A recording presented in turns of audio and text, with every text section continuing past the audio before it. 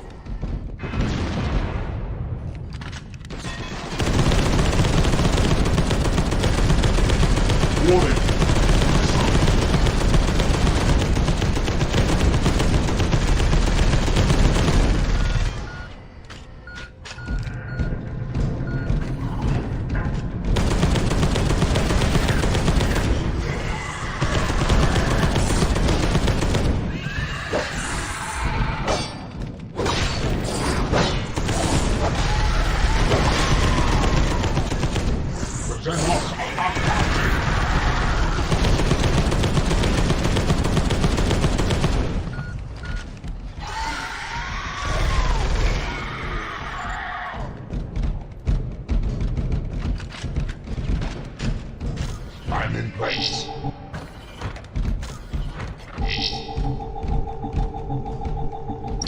I am in place.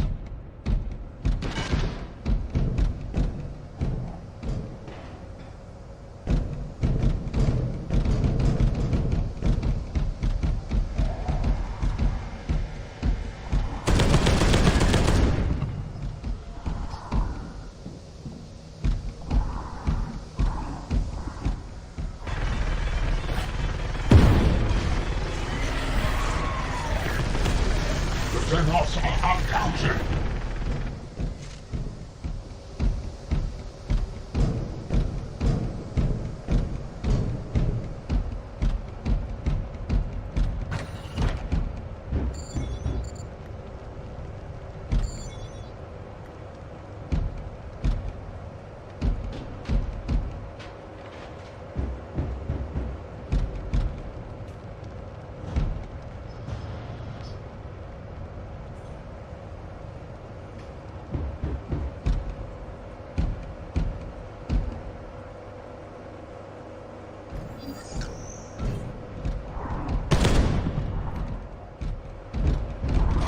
In position. Waypoint reached. All die.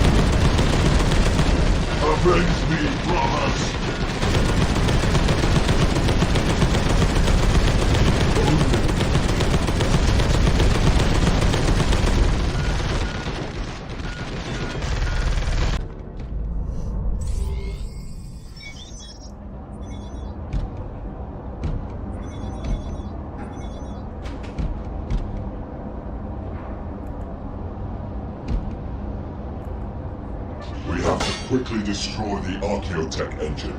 That thing could be done hastily and prudently, Brother Barricade. So answers an apothecary.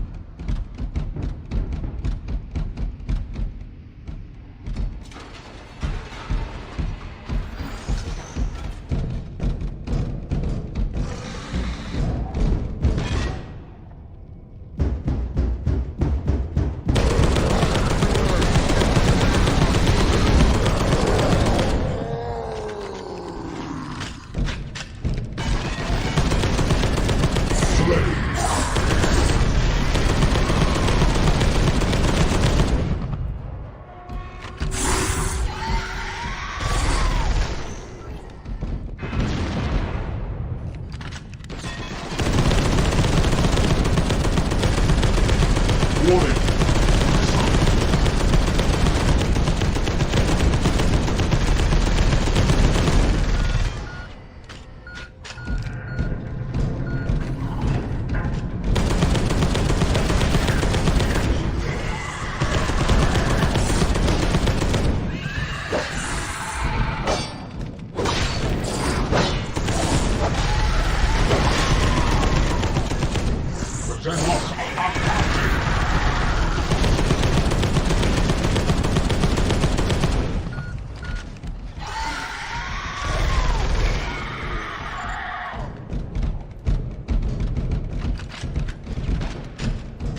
I'm in place.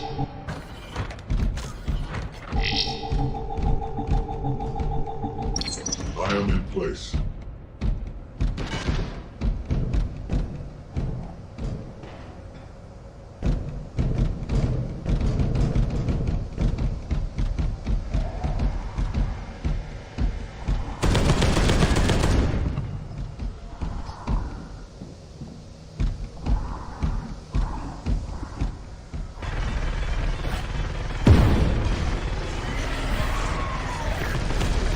The Xenos are uncounted.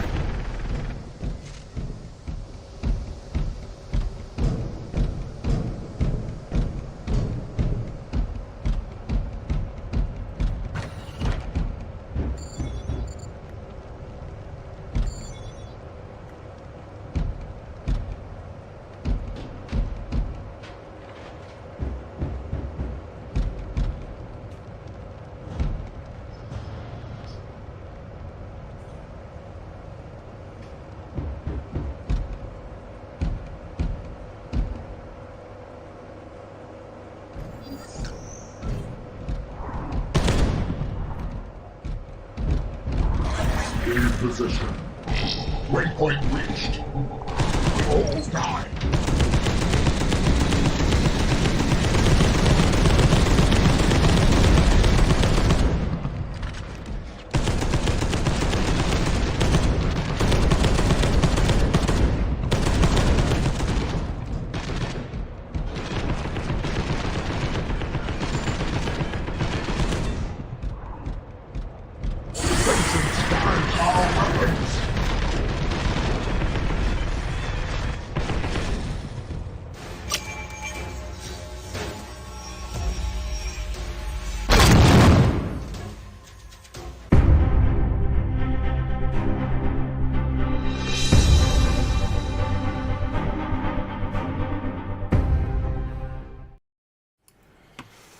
Hey everybody, welcome back to Angry Badger Minis after forever it seems. First off, I want to say thank you to all you guys that are still subscribed, and specifically to you that are newly subscribed. Again, I don't get any notification from YouTube whatsoever, so I'm not sure why that is, but I want to thank you. I also want to thank all my new friends I met on Twitter, and that's kind of where I've been spending my time besides school. Had finals today, last of finals rather, and it was rough, man. Statistics. And if anybody knows, I have, starting Monday, I get to do this. Whatever the hell discrete mathematics is. So, yay. It's probably something even worse than statistics, for all I know. That being said, what you guys see before you is half of what's left of the Tyranids that I'm putting together. I say half, I'm sorry. Half of the Hormagaunts that I'm putting together. What we've got left, and because I had pushed this out to a friend of mine, Slim, if you're out there, on Discord. I'll just read it. I've got 88 Hormagaunts to build, and here's 46. So a little over half. And then after that, well, we've already built 150 of the newer Termagants. They're all assembled and on the shelf. Then we've got 20 gargoyles to build, around 18 to 20 warriors, technically 3 Trigons, or we'll just say 1, and we'll say 2 because 1's already built, 1 isn't built, and 2 are in the process. So we'll have 4 total. I'm going to kit bash and make my own Demicheron, or however the heck you say it, because I just don't like the Forge World model, and you can kit bash it, you know, easily out of Turvagon. So we'll be doing that for one of those. I've got 1 or 2 more Hive Tyrants to put together, 5 or 6 Carnifexes left, 2 Turvagons, not including the one we're going to use for the Demicheron, 6 Venom Thropes or Zone Thropes. Those will of course be magnetized, so they can be either or, and I don't have an accurate count at the moment on all the Gene Stealer Cult stuff that I have, but I got quite a bit of that as well. And then the last bit of Tyranid stuff we will have left is all of the Gene Stealers and Broodlords for all of the Space Hulk box sets that I have.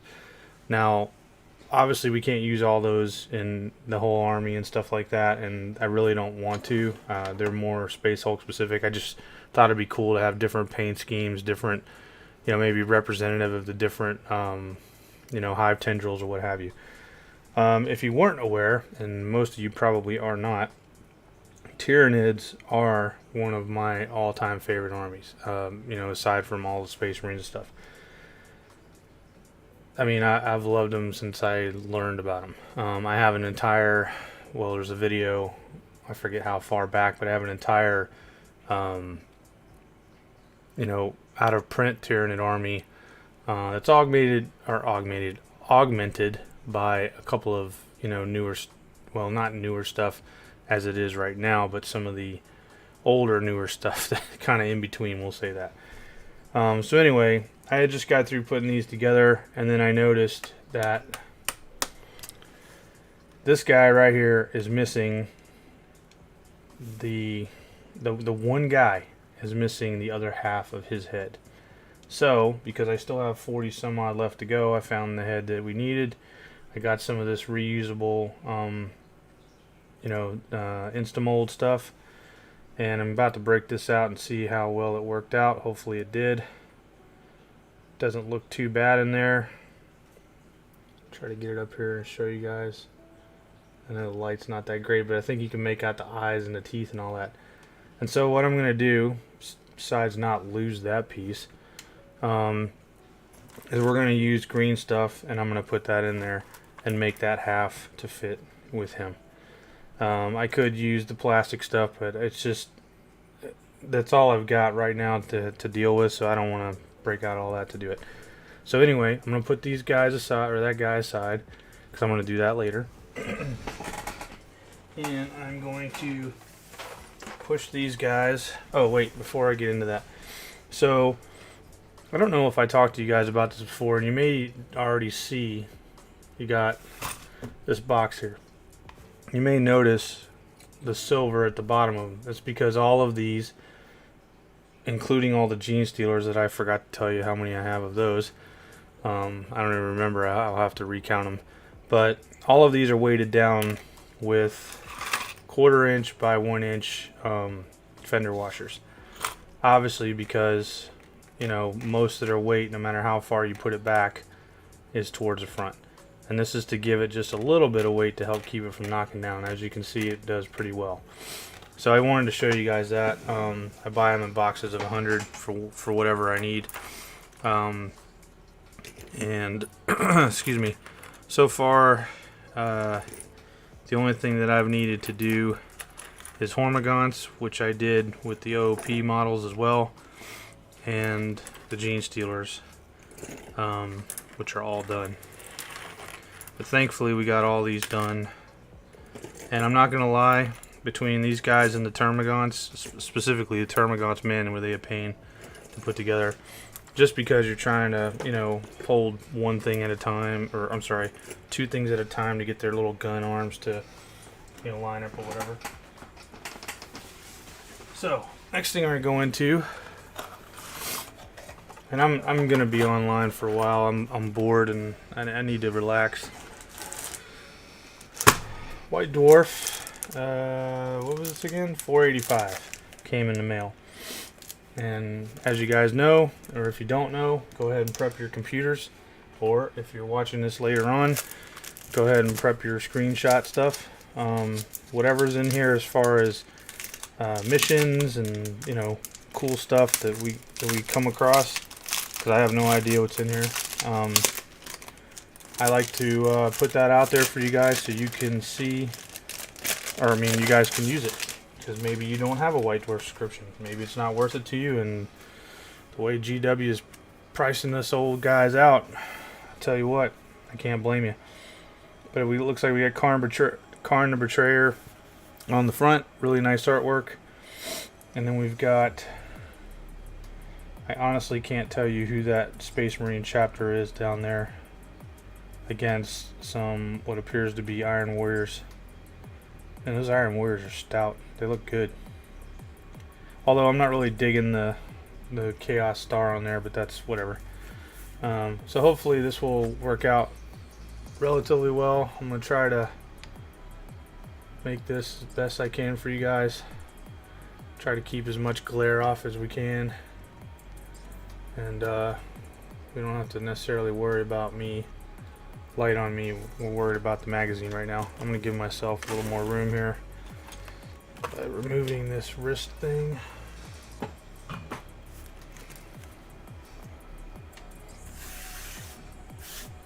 Sorry, I've been trimming and cutting sprues like a madman. Alright, so what do we got here? You, the creator. Alright, I don't know anything about that. I have this guy, still got to put him together. What the heck is his name? God, how did I forget his name? I don't know. One of you guys will probably tell me. Oh, and that's another thing. So this is primarily a 40K channel. I'm not really into the whole Age of Sigmar thing. It's just not my thing. Even though I have a ton of those models put together as well. Not necessarily Age of Sigmar so much as fantasy, because that's what I like. Alright, so we've got letters, World of Warhammer. This looks like all Warhammer Age of Sigmar, so we'll probably skip past that and go straight to looks like page 58 or something. Flashpoint, Herald of Misery, Raelion's Quest, or Relion's Quest, I don't know how you want to say that. The Blood Angels join forces with the Tomb Keepers. That's who that is, to investigate the Arks of Omen. Flashpoint, Herald of Misery, Opportunistic Obliteration. Warsmith, Zagra of the Iron Warriors begins his own quest in his short story. This short story, okay, so maybe we can read that for you guys. Flashpoint, Herald of Misery, The Void Siege. 17 pages of new rules for boarding actions and Iron Warriors boarding patrols. Definitely make sure you guys get that. Also, yeah, I'm not sponsored by GW. It's probably never going to happen, and I don't really care. Echoes from the Warp. Duncan Waugh assembles think that's how you say his name, Wah. W-A-U-G-H. Assembles his very own Tempestus Scions boarding patrol. I'm gonna... we'll see if I have to talk about it. Battle report, jailbreak, which he uses in a battle against a force of world eaters led by Karn the Betrayer. The Aranthian Succession Specialist Design Studio kicks off a Necromunda campaign. And then inside the studio. So this looks like all painting and stuff. I mean, these are some... We want to go to 58 anyway. These are some cool... Okay, hold on. We'll just kind of gently flip through this a little bit so you guys can see some of it. Some cool artwork and stuff. I like this Slaughter Priest. He's pretty cool.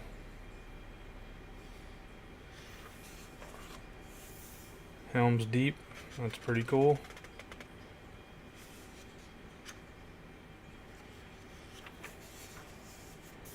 Worlds of Warhammer setting. Okay, well they definitely didn't have this in the table of contents. I guess it's just overall generic, 'cause that's Age of Sigmar there. Ooh, I like these. Someday I may get some giants. I don't know.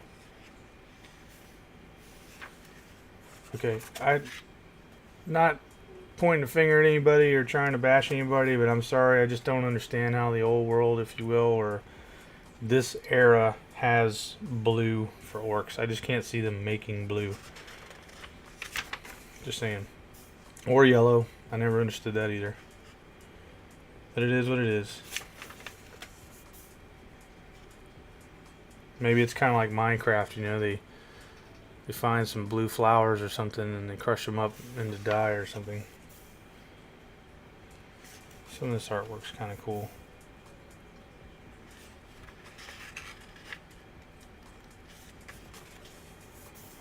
And if that's something you guys would like to see, you know, I mean, you want me to go over this stuff, you know, just let me know.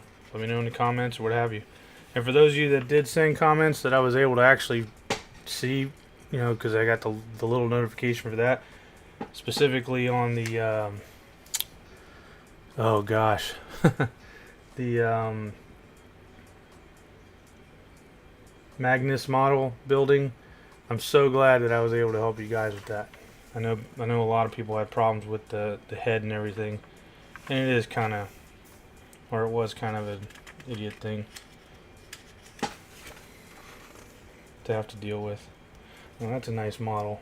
Someday I'm gonna have a Lizardman army, just because I know I want them. I don't know anything about them really. Now that is a great Bellathor take. I like that. That objective source lighting or OSL is great. Man, that's really great. I mean, look at that. I mean, that is legit. Really great. There he is, Nagash. That's his name. I have this model too that needs to be put together. Hilariel, the Everqueen with the beetle. I bought it because of the beetle. I thought it was cool. She may end up being magnetized on it and just never use her.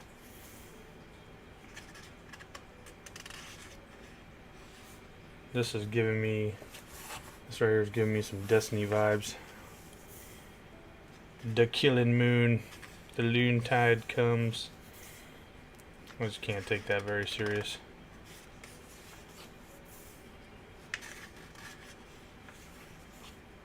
Hold up. Now that is a badass squig. That thing's got freaking armor on, man.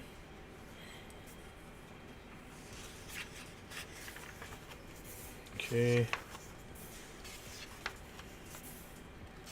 I think this is that was Warcry, Glory Points. And the Underworlds. Never played that. These are some pretty badass undead though. Sons of Velmorn.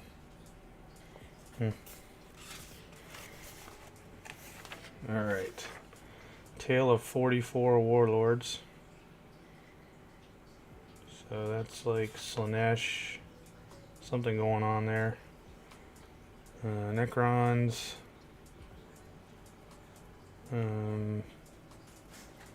I don't know what that is. High elves or something? And then orcs.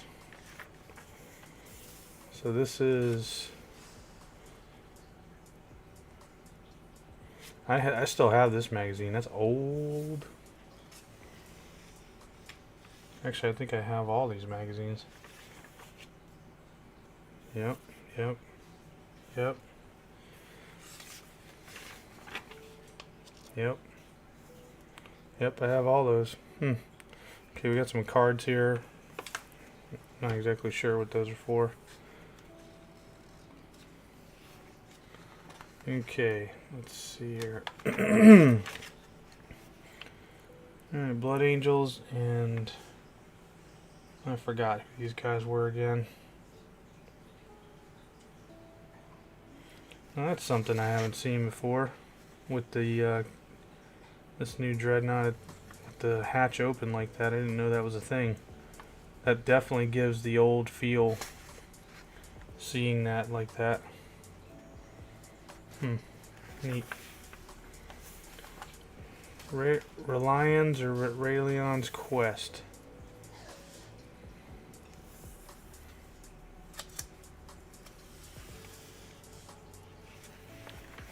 Let me see, is this a short story?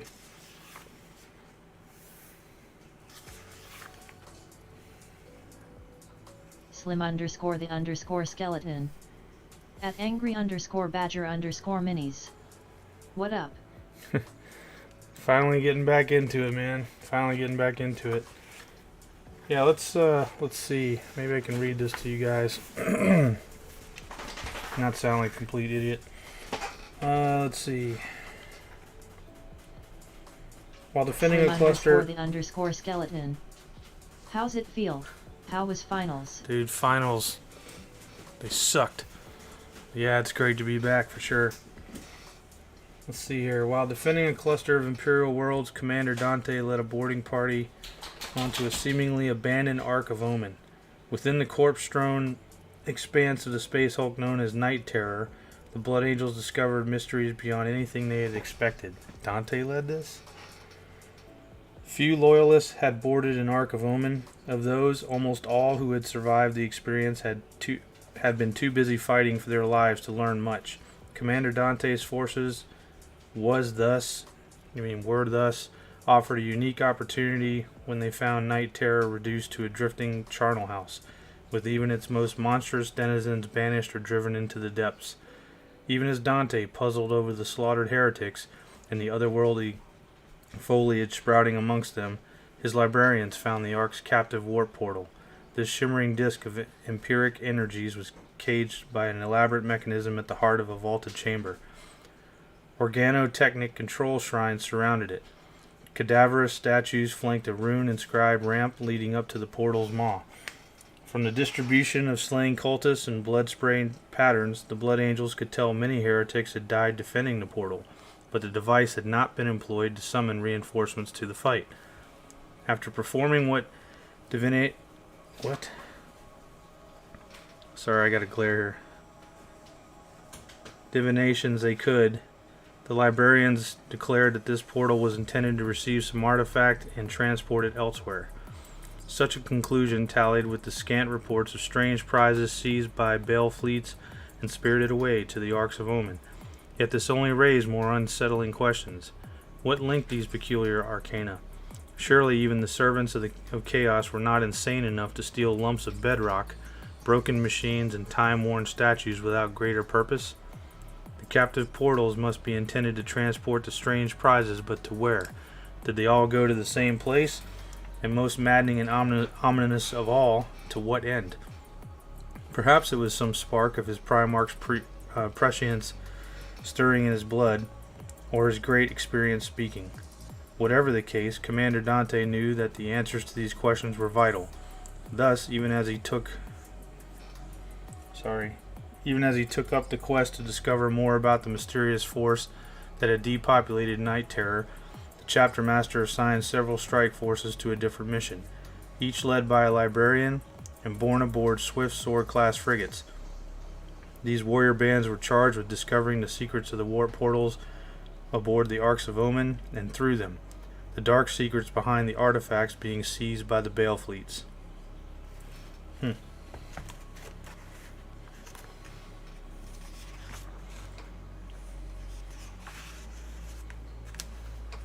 This artwork's pretty cool.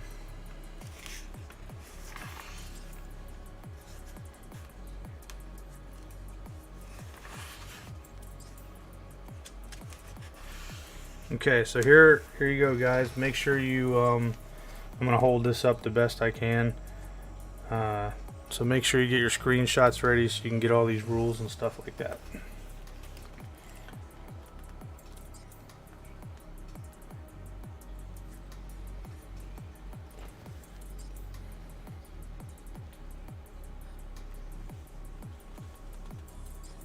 Oh, 1 second. My water's in the way. I'm like, why isn't my finger moving?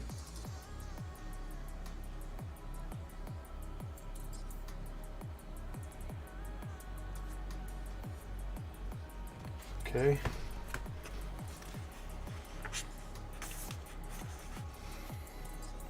Docking umbilicals.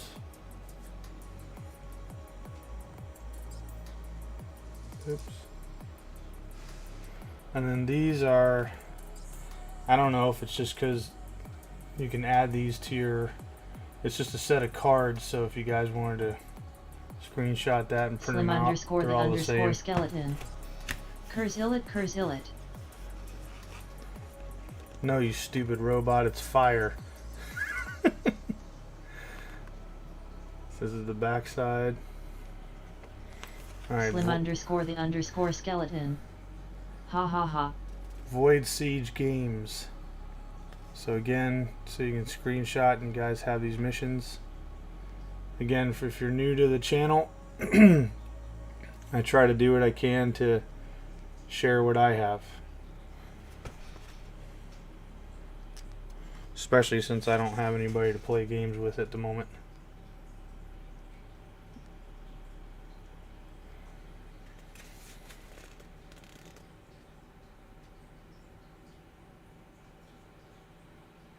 Okay. The Tower of Woe.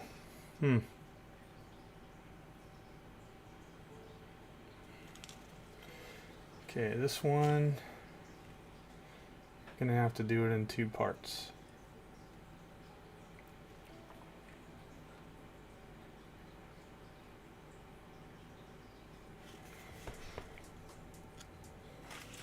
Sector lockdown. Hopefully you guys can see this pretty good. All I have to look at is a small screen on OBS, so I don't know how it appears to you guys.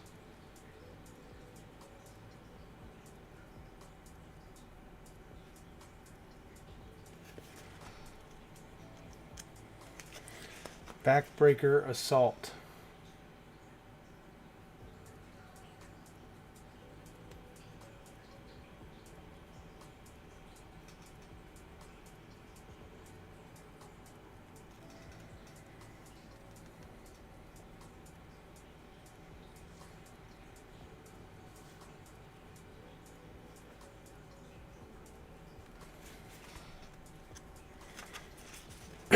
Shadowed Encounter.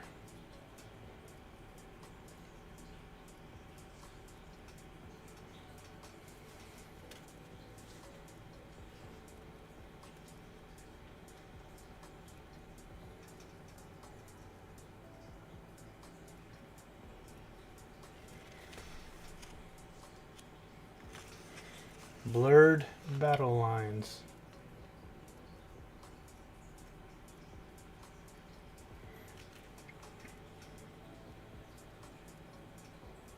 Now I don't know if they do this, but wouldn't it be cool if Games Workshop just put these like out on the community site?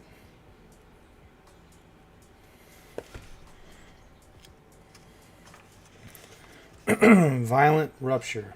I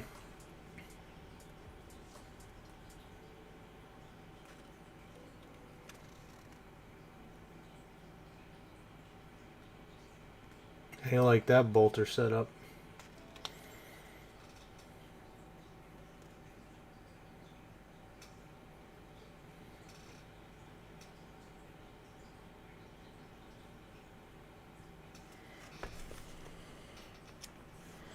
Excuse me. The bronze rot.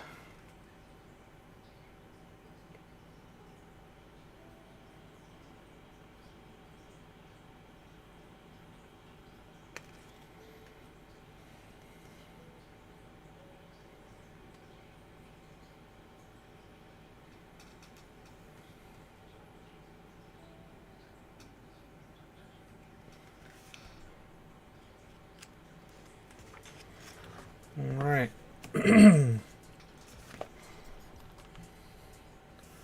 This back down here. Slim Excuse me. underscore the underscore skeleton. I've the artwork. Slim underscore the underscore skeleton. Love asterisk. Yeah, I figured that's what you meant.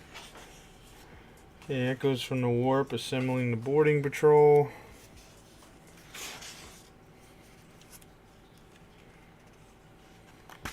So, yeah. So here's what. Hold on. Here, and I get it. I mean, you're gonna want to paint your models however you want to. These guys look like they're all wearing helmets with masks, like even the Ogrins, which makes sense, right? You're in space, you know, on this stuff. And people want to, you know, argue with you and say, oh, well, there's, you know, atmosphere and stuff like that on Space Hulks. Yeah, I don't think so. Gene stealers and whatnot, gene stealer cults and things like that they don't have to worry about that kind of stuff. So if you've got, man, my apologies.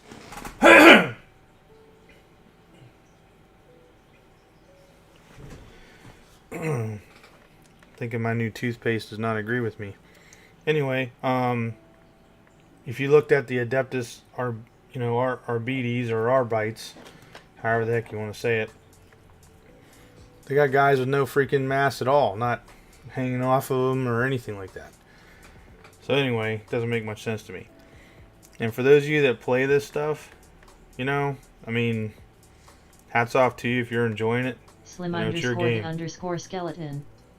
Wouldn't it be better to wear a helmet during assault to be safe in case of breached compartments? Breached compartments, overpressure from explosions, stuff flying around, dogs and cats living together. You know, I mean, but yeah, absolutely. I mean, you have no idea. Let's just say that, you know, you were in a, you know, some kind of a room or whatever that had an atmosphere or whatever. Next thing you know, your enemy who may have control of something is leaking poisonous gases and everything else into your room, whatever. I mean, it's, you know, in my mind, what that part of it wasn't really thought out with the release of those models in this section. I mean, in this type of deal. What they could have done was made a normal kill team set, you know, or even put them into Necromunda or something like that, where it fits. Who the heck's going to send, you know, the Adeptus Arbites or freaking, you know, Judge Dredd up into space to investigate an arc? You don't even have an army, for crying out loud. Not in that capacity. I mean, it was, in my opinion, it was poorly thought out. But what I was going to say about these Arcs of Omen thing, or, you know, these board sets, I know that some people are happy about this stuff, and that's great. I just don't, I wouldn't be able to necessarily play this because, I mean, just look at how this is. Everything is bunched up. I'm not saying you need to have, you know, I'm not one of those guys that complains about line of sight and all that stuff. As a matter of fact, I think there's always too much terrain on the table these days, and everybody ends up, you know, hiding behind, you know, in the first turn. All your armies are pushed behind everything. Well, that's because they'll get blown off the table. Oh. Well, anyway, I guess all the battles, you know, in the 41st millennium are completely like that. There's no open desert warfare. Well, then again, maybe that's why we don't have the Talaran Raiders anymore and stuff like that.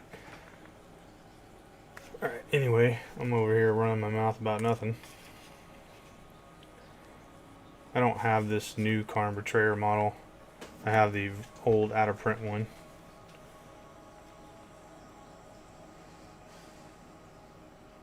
Wait a minute. is this? Okay. Yeah, airlock purge. That's great. I mean, I get the scions and all that. That's cool, but not like the Adeptus Arbites. Slim underscore the underscore skeleton. LOL, gotta have some flavor. Not too much cover, but not open plains. Smiling face with open mouth and cold sweat. No, sometimes there's gotta be open plains because I mean, I don't know when you came in on the game, Slim, but like when I first started, it was in 3rd edition, and one of the most desperate battles that you could ever play, especially if you rolled off in the mission random mission generator, was the breakouts and the ambushes. And I mean, a lot of those, because terrain was hard to come by. Hell, they didn't even make real terrain, if you will, like not where you could just buy it, if you will, that I recall. And where I was at, we didn't have access to that anyway, so we were making our own stuff. But I mean, you know, if you had a convoy, for instance, you know, is that convoy going to constantly be rolling through, you know, in a town every time? No, it's going to be out. You know, it's going to be out in other places. You're going to have people, you know, stowed away in ambushes, if you will, you know, in the hinterland or, you know, clandestine terrain. And I know, I'm way, you know, it's a game. I get it. But, you know, where's the desperation at that point? You know, people talk about math hammer and they talk about, you know, statistics and all that. Oh, this is why. Well, yeah, Slim because underscore the underscore skeleton. HSWP. It's because you've allowed the game to be that way instead of taking a chance. You know, like people want to complain about gun line. I mean, this is, and I'm not trying to offend anybody. This is my own personal opinion. For those of you that know, I have every army. Okay, the Tau gun line. Oh God, they'll kill us. You know, if there's no terrain. Okay, well, in my opinion, the way the game is meant to be played is you set up with your opponent. Hey, look, I want to play 2,000 points or 500 points or whatever it is. I'm gonna bring Tau. You know, well, it's kind of your responsibility to know your enemy. Okay, so if I knew that I was, you know, fighting Tau, you know, not knowing what the battlefield was like whatsoever, and you could do that too. I mean, you guys could, you know, you could literally have all that hashed out before you even showed up if you wanted to. I mean, I've done it in the past, but regardless, I know what their strengths and weaknesses are. So I'm going to tailor my army, not just a close combat army, tailor your ability to get to them. You know what I mean? So what if, you know, you only deploy one tactical squad or an assault squad back in your deployment line, everything else is in reserves and comes in via drop pod? What are you scared of? You know, but then again, I play narratively and not match play, so I mean, each to their own. Wow, that's pretty. I just noticed this. This is pretty legit right here. The scale, you know what I mean? That's pretty awesome. It's just too bad I'm not going to throw away all my Space Marines to buy all new stuff. Okay, Betrayer Unleashed. This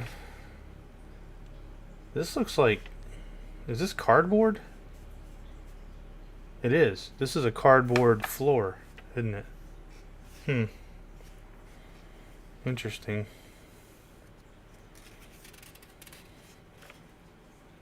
So World Eaters beat them. Well, I mean, that's pretty tight quarters. And what do we got here? This looks like Slanesh type followers against something.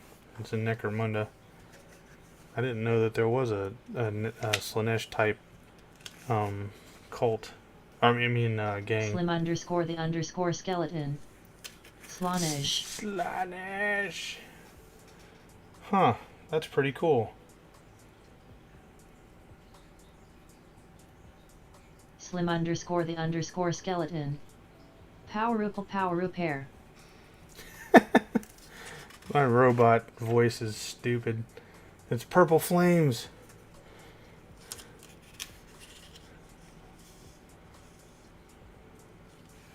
Gilliman's Own Rat Tail. That sounds like either a band name or something to eat. Oh, it's a Black Library story. Yeah, I can't read that, unfortunately. Let's see here. Inside the studio, painting, modeling, and gaming from the very heart of the Slim hobby. underscore the underscore skeleton. Ha ha ha, Mechanicum needs to fix it. Yeah. So the blooded. Now I have it somewhere.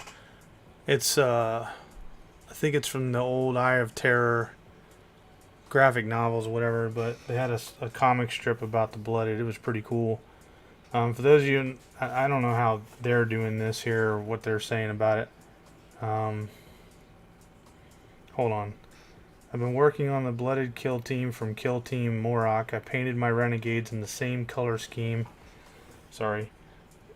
as my existing Death Guard army, with bright green armor and red cloth. They were once loyal guardsmen, but the gift of Nurgle was spread to their corpsemen. He actually wrote corpsemen. You can see that he has the healthiest complexion of the bunch. And it wasn't long before they fell to chaos. Now they conduct secret operations in war zones where my Death Guard are active, hoping to gain their favor. The Heretic Astartes, in turn, see them as a useful, but ultimately disposable tool. Well, they are supposed to be kind of special operations in a way, but the main thing about them is it's not just that they're traitor guard. They've actually like given themselves over. They're so connected, literally connected to each other at the onset of them, becoming the blooded, that once they've gone through that process, if one of them gets hurt, gets cut, shot, whatever, it doesn't matter. All of them share the same wound. And the particular graphic novel that I'm talking about, only the sergeant is the one that we'll say is the original of the group at that time. And the guy is like worse than Lucius the Eternal. The dude is so cut up. And all the other guys are brand new or whatever. But you can see where like one guy like got cut straight, like severed his body in half or whatever. And but he didn't die for whatever reason. And he's sewed up. Well, now everybody else has the same scar. It's crazy. Hobby bingo. I don't know if I'm ever going to be able to get into this. This is weird. That's all I'm going to say. Now that's a pretty badass tank. And that mine rake is out of control. Cool. Alright, so we're done with the White Dwarf. Now we got the Imperium magazine thing. And this one came with the premium kit number 3, which should be the Tau, I think. Slim underscore the underscore skeleton. Oh, I yeah. love the WW1 tank style, LOL. Absolutely. This should be Tau. Hopefully I'm not turned into a liar. Yep, it's Tau. My least favorite army. So this is all the stuff for them, I guess, how to build and hold on. I'm trying to remember. I think it's a fire team.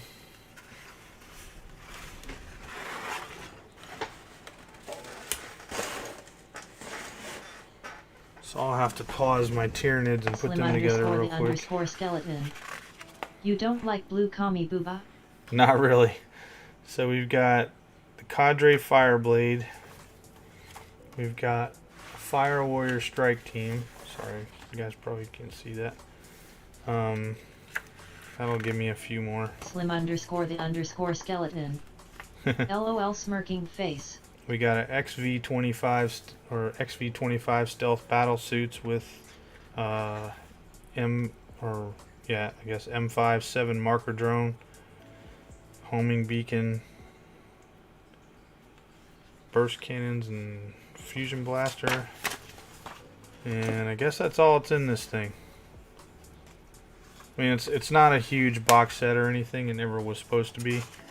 But I thought, since I wanted some of the Chaos Marines and stuff like that, I might as well get them.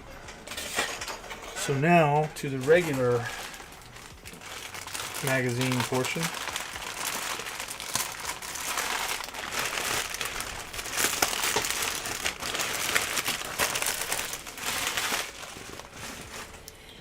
Alright, looks like we got some more rubble terrain.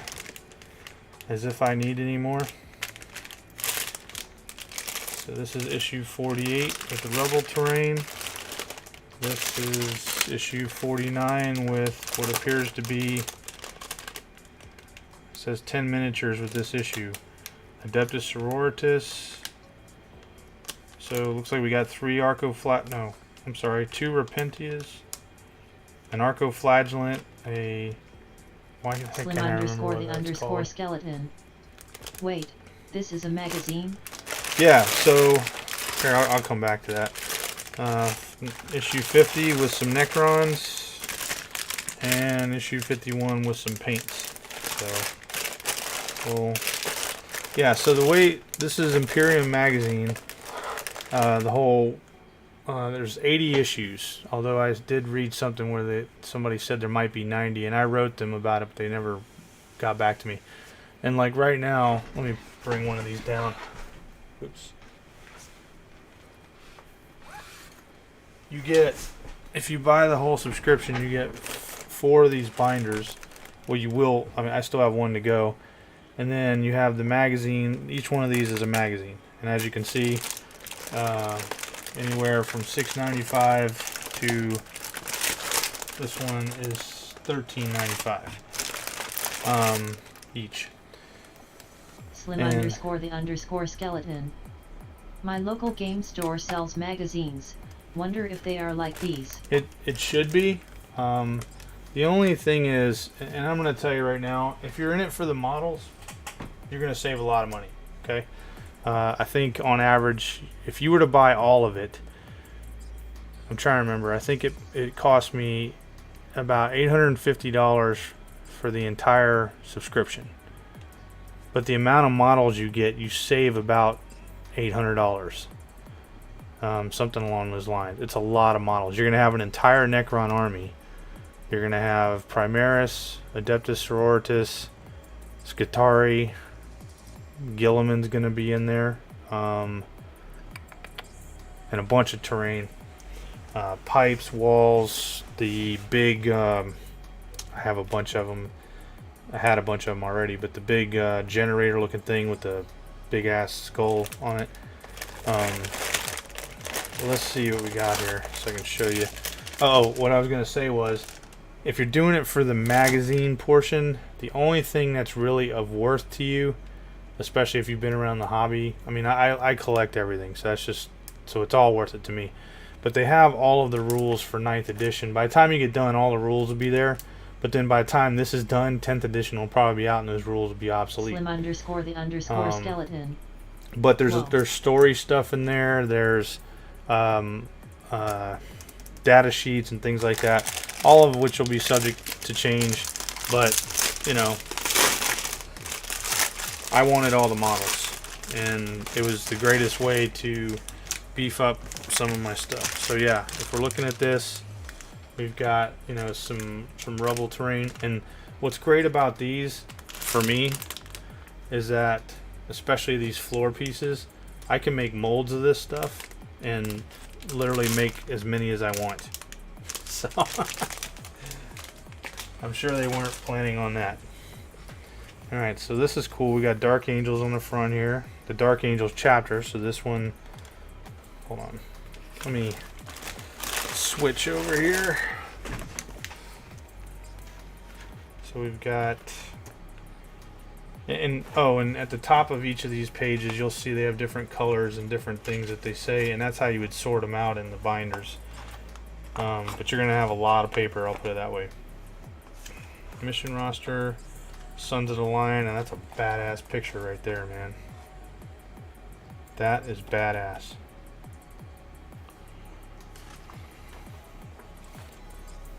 That's what I really like about it, is all the artwork, and you know, some of the, I mean, a lot of the lore I already know, but it's nice to be able to read it again. And when my little man or my little girl are old enough, maybe rather than giving them my codexes that they can mess up, I can give them this. The Imperial Creed, Penitent Engine, that's what I was looking to call it. Yeah, you have your Sisters Repentia, Arco-Flagellants, Penitent Engines, and Mortifiers. How to build if you really needed to do that, or learn how to do that. How to paint, for those that don't know how to paint, or want a different method. Acts of Faith rules for the Sisters of Battle. Cryptek Machinations. That's something to do with a battle area. Yeah, it's a scout mission. Which, by the way, since we do that on this channel, in case you want the rules for that and the setup. So, now we know. So I don't have to fish around. So in this next issue, I'm getting 1 Penitent Engine. Looks like 2 Sisters Repentia, 1 Arco-Flagellant, 1, 2, 3, 4, 5 Sisters of Battle. That looks like a Canoness, or what's the other one called? I can't remember. And then a Seraphim. And then we've got, is that a Cryptek? I can't remember. I think that's the Cryptek with the 2. Gosh, I cannot remember the name of these guys right now. But anyway, you see what we're getting. And that's, so here's Sisters of Battle. And these look like they're relatively push fit. But I mean, honestly, who cares? I mean, I think that's how most of the stuff is anyway these days.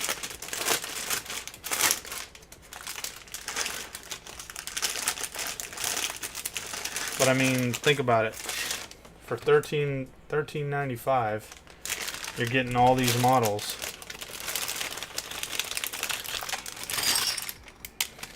I really didn't mean to do that. But you're getting all these models, that you would have to buy separately that probably, would cost you a little bit more, I think. I don't know. I don't know why I just dumped all that out. Most of what we do here on Angry Badger Minis is live, so you can see all the mess ups or foul ups and everything else.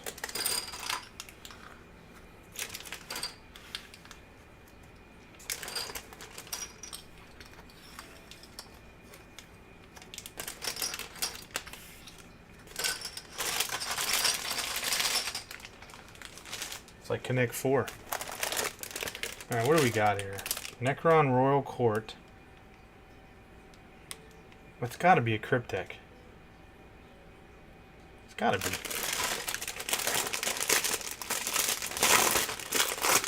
I think.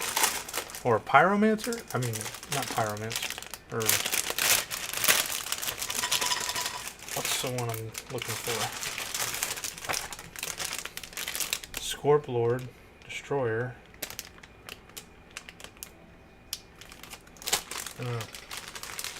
It'll tell us in here. Ooh, what's that? Issue 52, which is next time we get this bad boy. We get one of those in this army. I don't know anything about it, but alright, so we've got the Reanimator.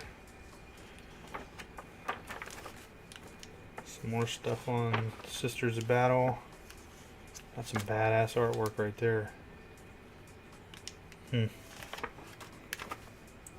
So what is this guy? Is it even telling me what he is?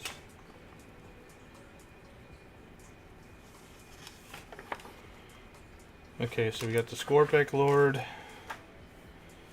which I already have one, but that's okay. Plasmancer, that's what it was, not the Cryptek, with his crypto thralls or murder barrels. And Reanimator. So that's what we got in this issue.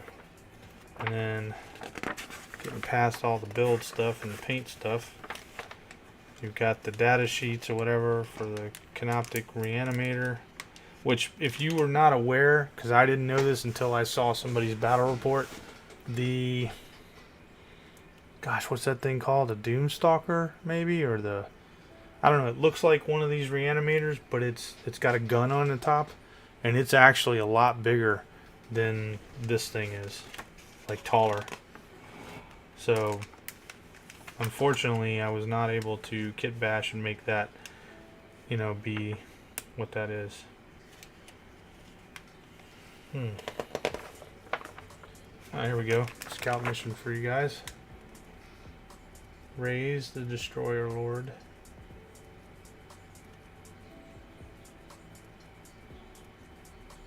Okay. That's it for that. And then we got a couple of paints. And this looks like Raven Guard. Yep.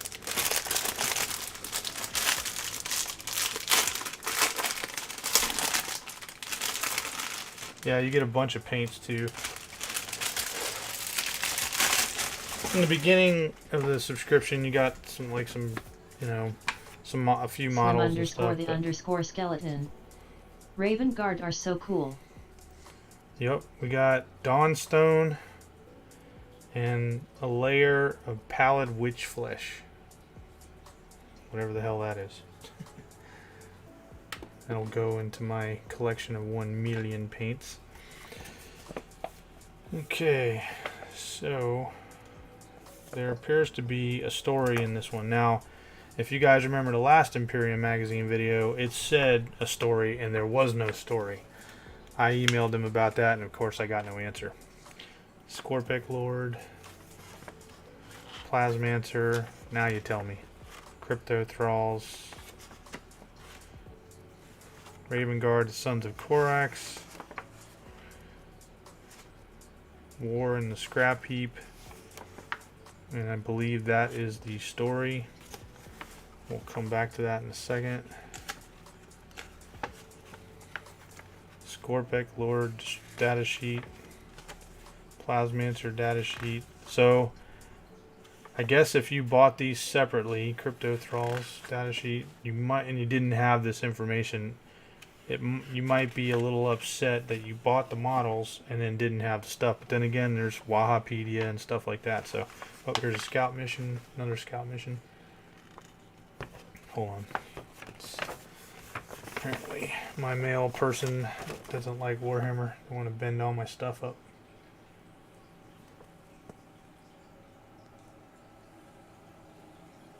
Okay, let's go back to this story.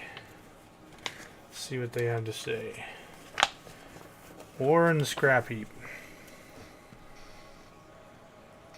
On the surface of Fendatha, a Death Corps of Krieg kill team attempts to sabotage an Orc facility and disrupt the Greenskins' war effort in the Octaria sector. Their presence has not gone unnoticed, however. Orc commandos hunt the human soldiers across their scrap city's rusted walkways. This reminds me of that video. Advancement through the Orc facility had thus far progressed without incident. Sergeant Loverick doubted this would remain the case for long. At his side, the squad's demolition specialist, Vatner, checked his melt-a-bombs nervously. Krieg aren't nervous about anything. Who wrote this? Anyway, Loverick could see the Orcs' furnaces ahead, their teetering chimneys belching toxic fumes into the dawn sky. Soon Vatner's expertise would be required. A suspended walkway... the skeleton. Orcs have commandos? They've had commandos since 3rd edition, man. Let's see, where was I? Soon Vatner's expertise would be required. A suspended walkway led away from the squad's position, disappearing into the miasma of ash and smoke that surrounded the Orc production facility. The perfect site for an ambush. Loverick swallowed hard. He had had a bad feeling about this op. I had a bad feeling about this. But he had his orders. Form up, Dargan, take point. Svelta, Calda, cover the rear. The rest of you, fan out. Heads on a swivel, soldiers. We're about to enter the Ambul's den. Loverick whispered across the squad's Vox channel, checking his last pistol for charge. Oh god. Alright dude, next time put that he whispered across the Vox channel all of that. Oh gosh, GW, you got some of the worst writers. Dargan, the newest member of the squad, took up his lasgun, rode to his feet, and took a nervous step forward. No, he didn't take a nervous step forward. These guys charge across freaking open no man's land. What the heck, dude? He had taken no more than a dozen steps before his form began to fade from sight, consumed by clouds of polluting fumes. The rest of the squad began to file in behind the point man, moving steadily across the uneven, unsteady walkway. Loverick waved Vatner forwards, and with a wary glance ahead followed the demolition specialist along the narrow passageway, wincing every time the metal creaked beneath his feet. Svelta and Calda watched him pass, guns trained towards the rear. As the squad pressed further into the smog clouds, visibility reduced so severely that Loverick could barely see more than a few feet in any direction. Ahead, Vatner's silhouette drifted in and out of the haze.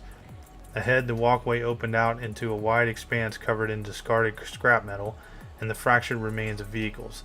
The sounds of orc industry were louder now, a cacophony of grinding machinery that made even the squad's Vox channel almost impossible to hear. Loverick followed Vatner's barely visible Slim form. _the_skeleton. LOL, do they not have people to check for improper character portrayal? Dude, seriously. I mean, that's this. I'll be honest with you, it's all in my, like, I'm reading, but it's all in my head right now how these guys screwed up the creek. Anyway, Loverick followed Vatner's barely visible form through the detritus, or detritus, however you want to say it, avoiding rusted holes in the floor and stepping around jagged chunks of metal.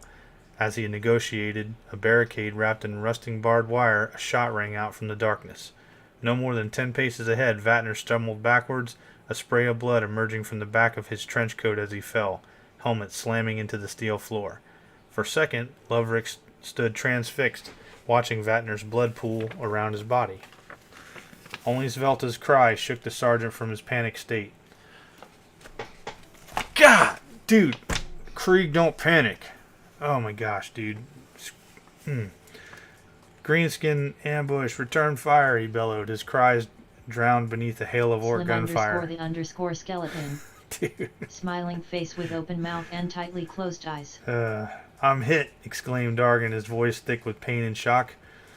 Loverick, again, he wouldn't say that. He would just keep fighting. God, man, whatever.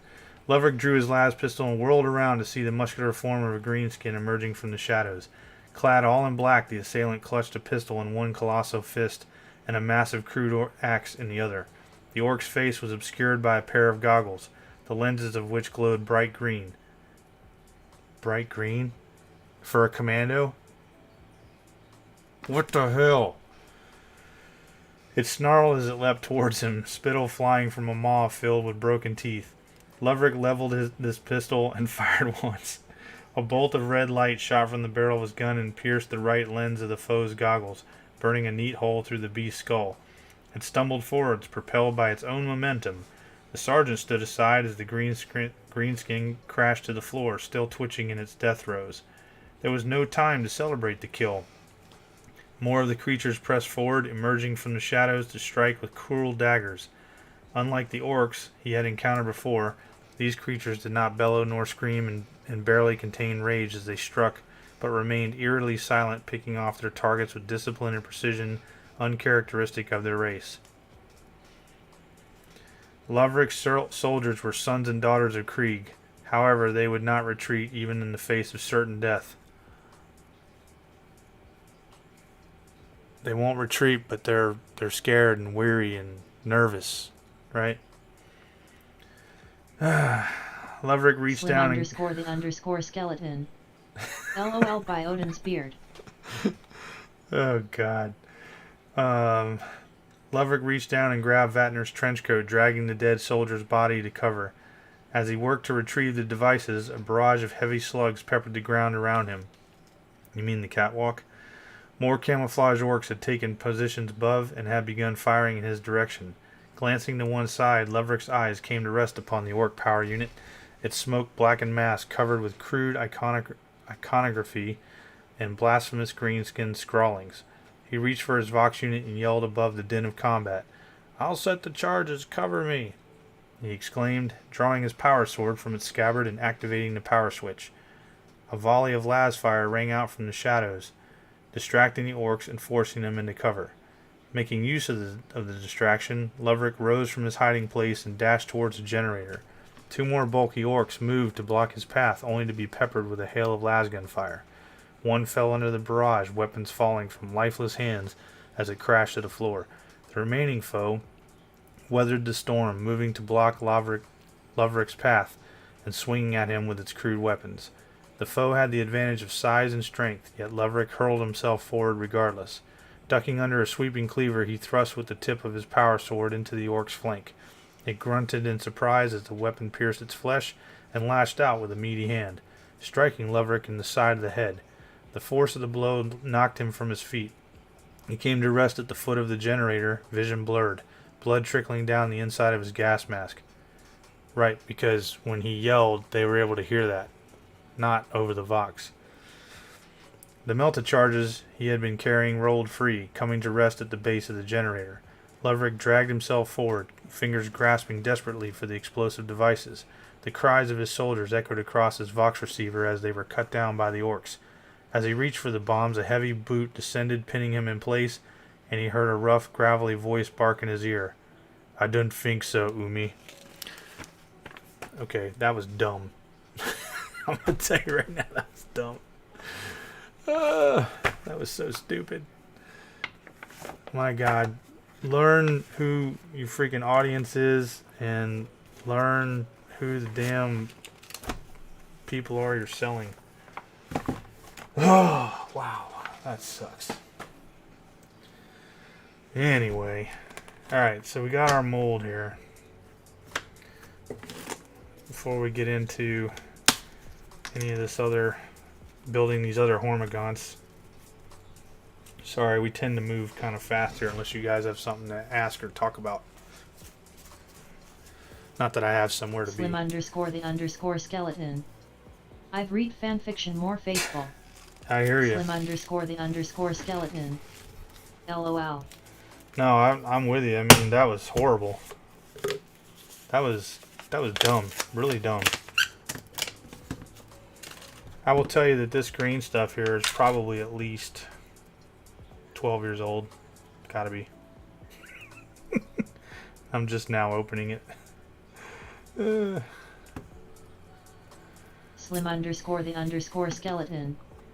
That's green. It will be here in just a second.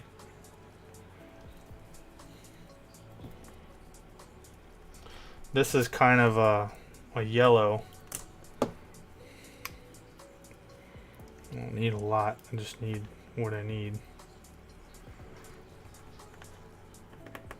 Slim _the_skeleton.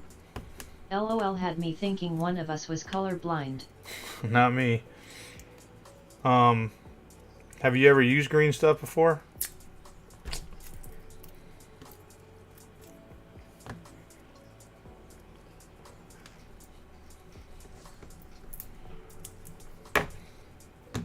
Slim _the_skeleton. I'm new to the minis. Okay, so this will be a useful piece of information for you, especially if you get this. Now there are other stuff, or there's other stuff out there, stuff like milliput, which is basically the same stuff, where it's a 2-part thing that you mix. One of the things that I'm not going to do here, and I know I'm going to regret it, but I just don't feel like getting up and going and getting it. There's a couple things that will help you. Benzigs. I know some people mix like half green stuff with half milliput. Yeah, that's true. That's true. Yep, you can do that. But what I was going to say is, what helps you to work with this the best, like, you can use this for filling in gaps, molding stuff like I'm about to do here. Although you got to wait for it to cure and things like that. Doesn't take that long, but but a lot of people use it for sculpting, and as you can see, it's sticking to my fingers, right? You want equal parts as much as possible. I don't really need a whole lot because I'm just doing that one piece here. And the thing that will help you work with this the best, and I mean the best, is going to be Vaseline. Okay, where you just, you know, get it on your fingers or whatever, and then it won't stick to your fingers or your tool, whatever it is that you're using, and it'll keep, you know, basically keep everything from sticking to it, and then you don't get your fingerprints in it and stuff like that, you know, if that's what you're really worried about. If you can use water, okay, water will work. It's just, you know, really all dependent upon what you want to do, but you know, put it together, and then all you're going to do is knead it until it's green. Now, I will tell you, you don't have to be all the way green for small projects, but I will tell you right now, if you go ahead and do that, you'll get a better result. It'll dry better or cure better. Like if you've got Necrons, for instance, and you need a resurrection orb for your Necron Lord, green stuff. Make a green stuff ball. You know, if you don't have something else that you want to use. But I mean, all this stuff was around long before we started using sprue goo and all that other kind of stuff. To, you know, it was a way, as you can see, it's starting to turn green. It was just a way, you know, to, you know, basically filling gaps and things like that. Unfortunately, it was an expensive way of doing it, and a lot of people really didn't. Your more serious modelers will get this stuff more than anyone.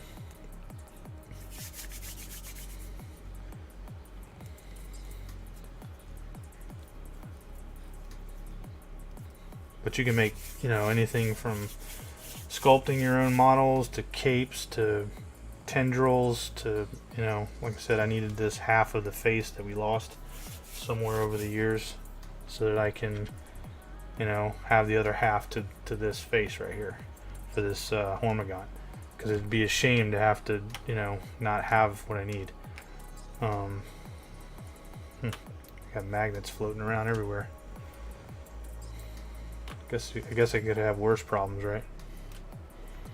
And if you weren't around in the beginning, there's many companies that make this kind of thing.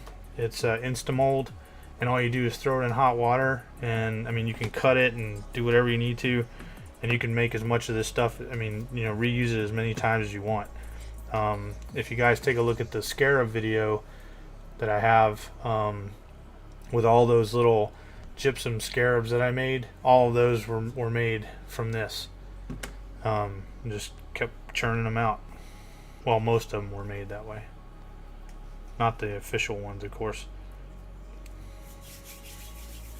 So all I'm going to do here, just to make sure that I don't get too much of a, you know, too many fingerprints or anything like that in there, is I'm just going to roll it around kind of gently, and then just kind of ease it in there. That's still a little too much, actually.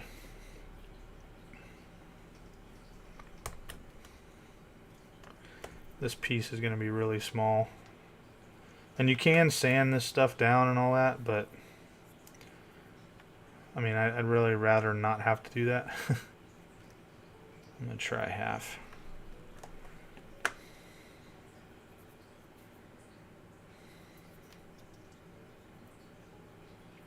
I'll loosely roll it in my fingers here, drop it down in there. And again, it's a Hormigaunt, you know, it's like, who's gonna notice, you know, if the face isn't that perfect? But, you know, it all depends on what you want. Not worried about the backside here, but I do want to make sure that I press that down in there firmly. And this is where your Vaseline and water would help you, because then your finger wouldn't stick to it or whatever. But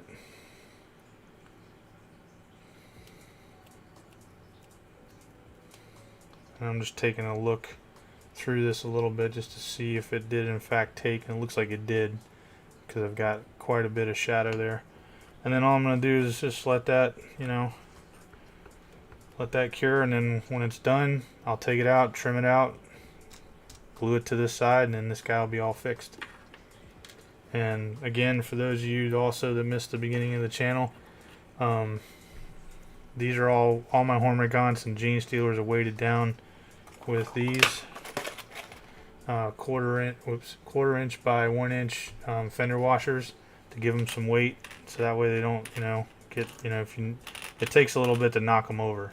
You're not knocking them over on your game table all the time. Get them in any hardware store, box of 100. What is it like? I'm trying to think how much this was. $10 or something. I don't know. Wasn't a lot. And they'll last forever, obviously. And they're metal, so if you have a magnetic sheet or something like that, you're already set. Alright. Let me put this back away. And guys, please feel free to talk. That's what we're here for.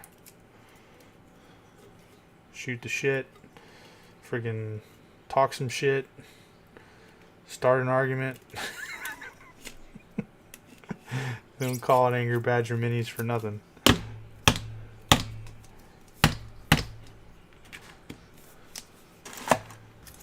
This is all useless stuff that I didn't need.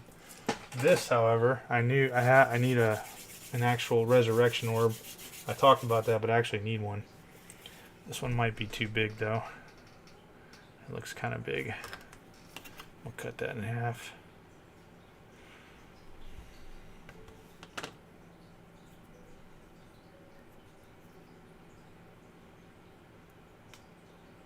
It's still too big.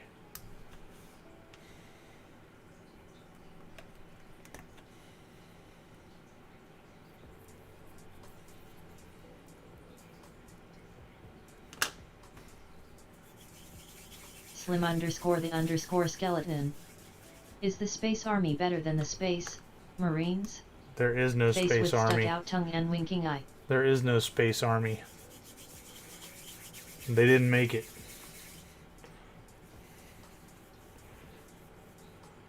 Slim_the_skeleton. LOL. There's the Imperial Navy. They made it. The Army and the Air Force didn't make it. Space Force definitely didn't make it. Space Force. I'm laughing because I saw one of their recruitment things, and then I saw what do you call it? One of their promotion things. Gotta have Space Uber. Space Uber. I thought that's what Rogue Traders were for. Well, Imperial Navy, I guess, too. Slim_the_skeleton. Haha.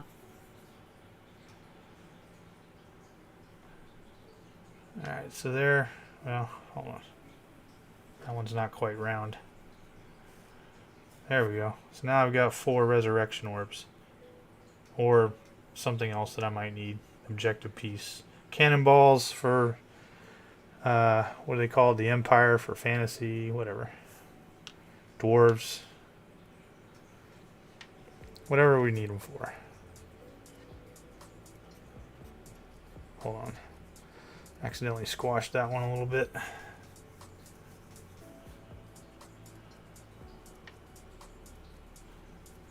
Slim_the_skeleton. Is Elon Musk Necron or Mechanicus? I would say poser, neither.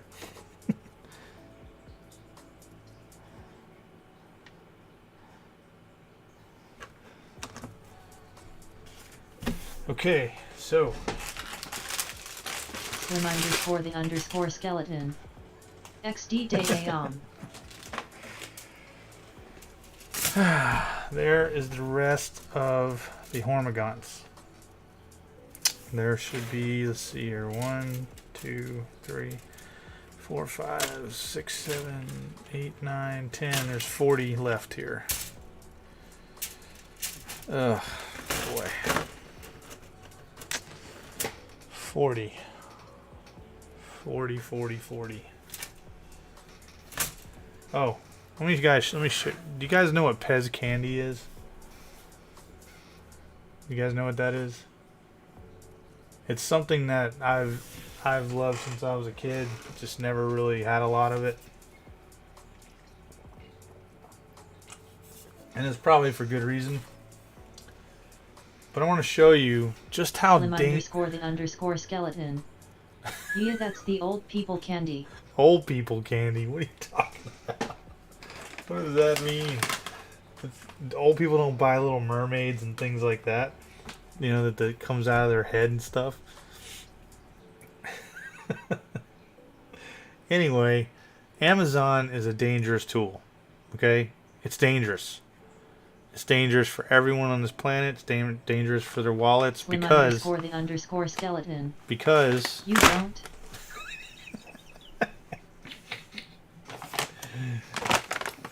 This ought to tell you what happened with this bag. Oh god. I didn't know you could buy Pez, this many Pez Slim candies. underscore the underscore skeleton. Hold on. Jesus Christ, LOL. Hold on, it gets better.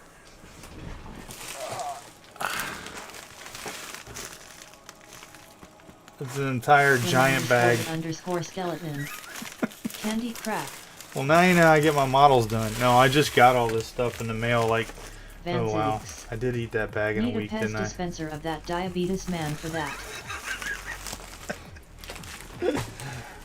No, I'm definitely no diabetes.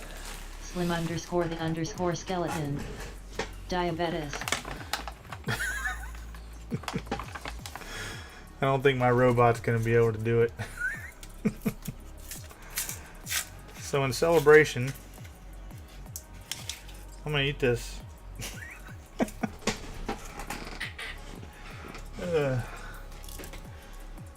Oh man. Slim underscore the underscore skeleton. You don't gotta do drugs. I don't do Get drugs. Slim Yeah. underscore the underscore skeleton. XD. Right. Van Ziggs. Does Amazon sell a 10 pounds bag of just the Lucky Charms marshmallows? Asking for a friend. That is a damn good question. I'm curious myself. Let's find out.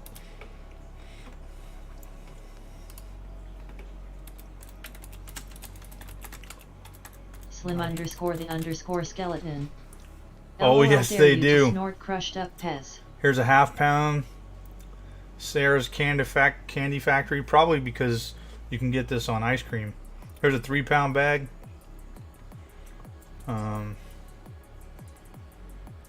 Damn, you should have never said that, dude. Because I could eat just that. I don't really like the Lucky Charms cereal, but I like the marshmallows.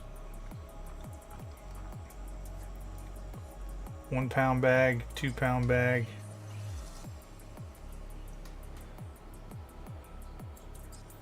Wow.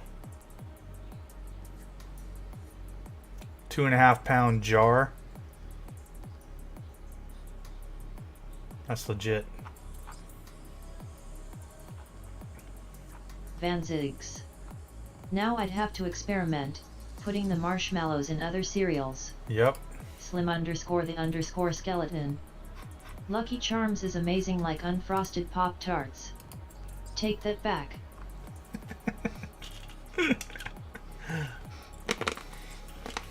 No way, man. If you eat an unfrosted Pop-Tart and you love it, you're a towel lover. And I don't mean the tits, I mean the ideal, Slim commie underscore ideal. the underscore skeleton. Dear God, that crunch. I didn't realize you could really hear that. That's cool. It is a really nice microphone. I've had these. I used to play guitar and sing and write songs and stuff. Slim underscore the underscore skeleton. Fucking teeth of iron, LOL. You've no idea. You know those fireballs? The big, you know, round fireballs? I put it in my mouth in half. Slim underscore the underscore skeleton. Gotta drink milk. Makes everything strong. Slim underscore the underscore skeleton. You're a monster. Yeah, well, I've been told that before.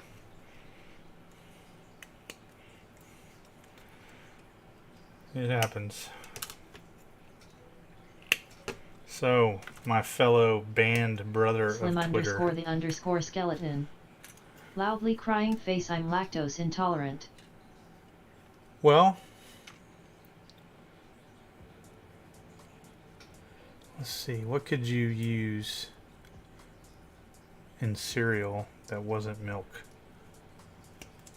Put some water on that damn shit. If you know where that comes from. Slim underscore the underscore skeleton. LMFAO. We ain't got no milk. Better put some water on that damn shit.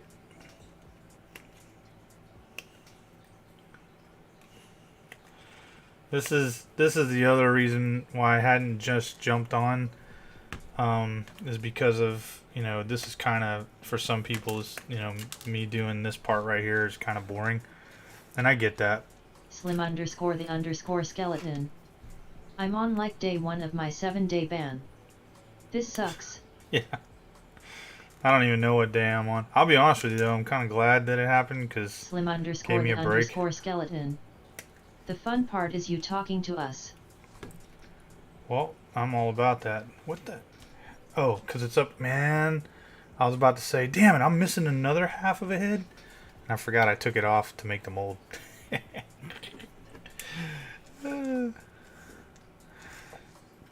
a song for events like that. You guys ever heard it? It's called Dumber Than Hell, Dumber Than Hell. LOL, a little time for productivity and away from Venatrix. Wink with tongue sticking out. Dumber than dumber than dumber than hell. Oh man. Let's see here. Oh, well, actually that I'm doing this is probably a good thing to tell everybody because I've been thinking about it. If you are doing the Tyranids, Termagants, and Hormagaunts, it would behoove of you, what you guys see me doing is not like I'm just randomly if you notice, I'm kind of putting things in an order. You know, like a map, if you will. So that way I keep things together, which arm goes with which. And then it's more important with the Termagants than it really is the Hormagaunts, I think. But what am I trying to say? Yeah, especially the Termagants, because the smaller arm that connects to a flesh borer or whatever, it does not they don't all match up.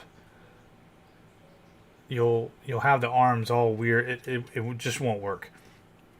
And then once you've got your system, you know, you can just go through and.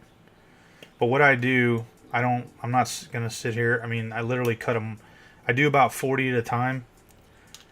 And then I, you know, like this long arm here is the only set that's got that. That's the last one that I put on when I do assemble them, because it's how you guys saw them at the beginning of the video where I had them all lined up or whatever. That's how I put the arms on to make sure they all fit on the shelf. If that makes sense. That the you know, the claws will intertwine with each other. Actually, I'm just gonna sit this over here because I'm taking up all my room with those. And you want to, you know, you got the 2 different sets of heads as well. So what are you guys working on? Anything? Or just sitting around? I'm just bullshitting.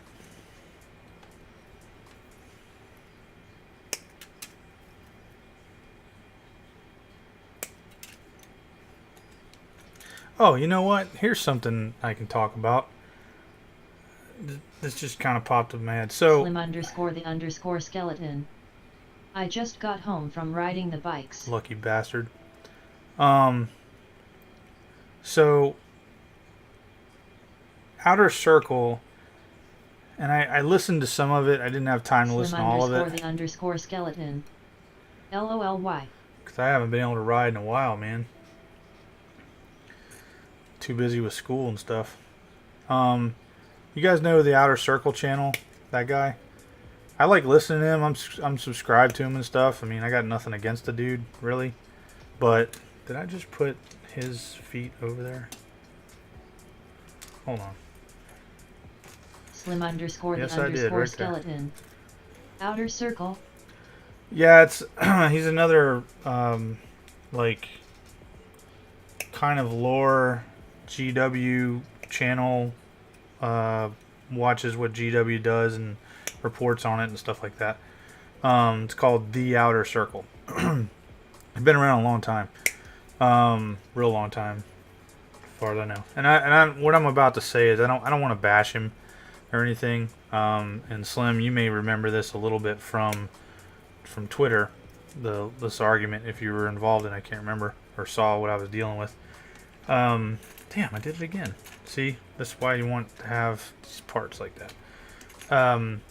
He did a YouTube video on people buying a bunch of stuff, right? And how it's, I'm probably gonna butcher it. It's been a little bit, but basically how by showing off what you have, you're fostering or what am I trying to say? You're encouraging people to waste their money on stuff that what most people say they'll never be able to paint in their lifetime, or put together and paint in their lifetime. You're also helping out with FOMO and things like that. And I'm not taking offense to it, because I know he's not wrong, but the way the video went and the way it's spurred some talking points, especially like on Slim Twitter and stuff. The underscore skeleton. FOMO. Fear of missing out. That's what that stands for.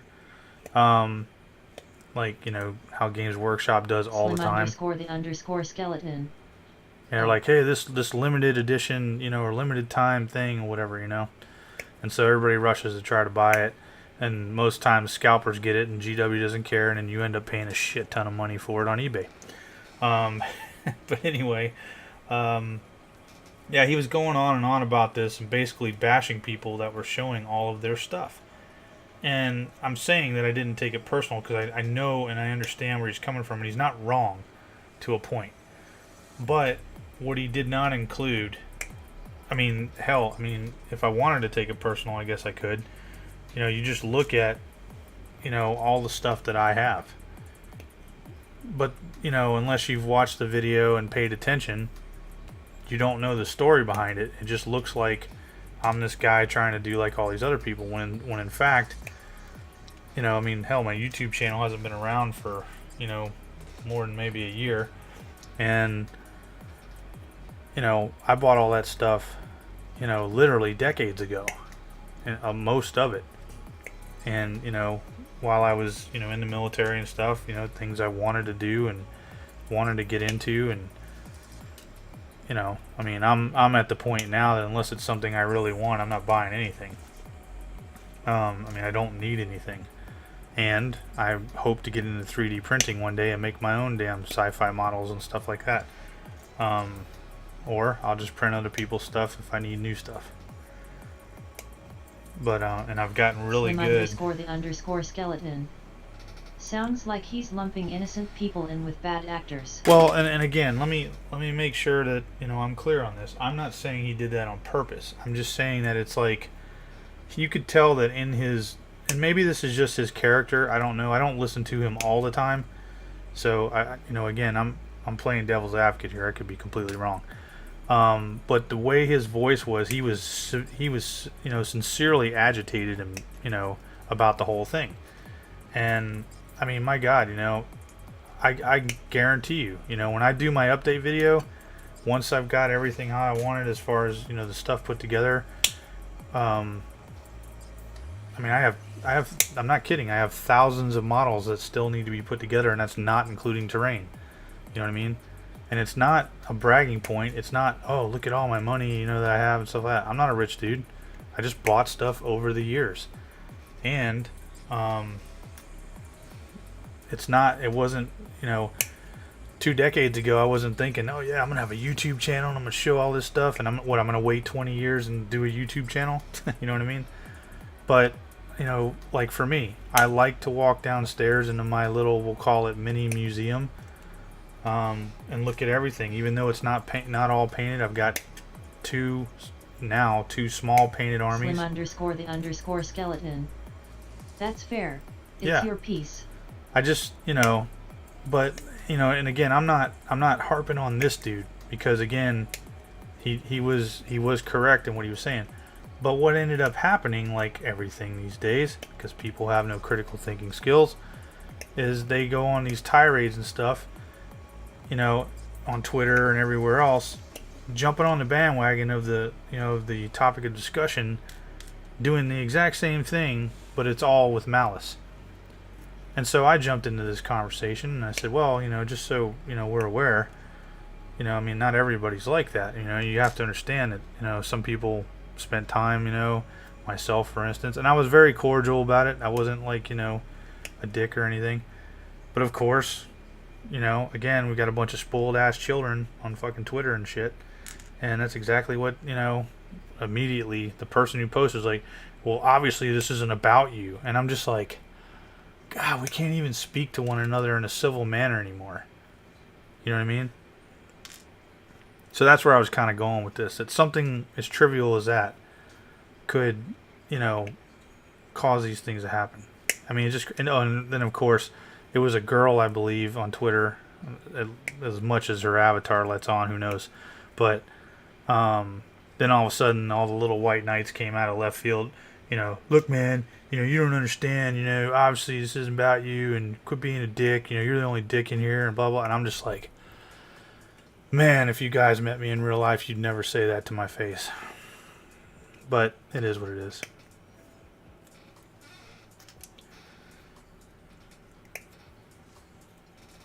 Slim, you know what I mean. But yeah, I don't know why I needed to get that off my chest. Annoying. Of course, now I'm banned for a few days because of a fucking pussy down in Florida.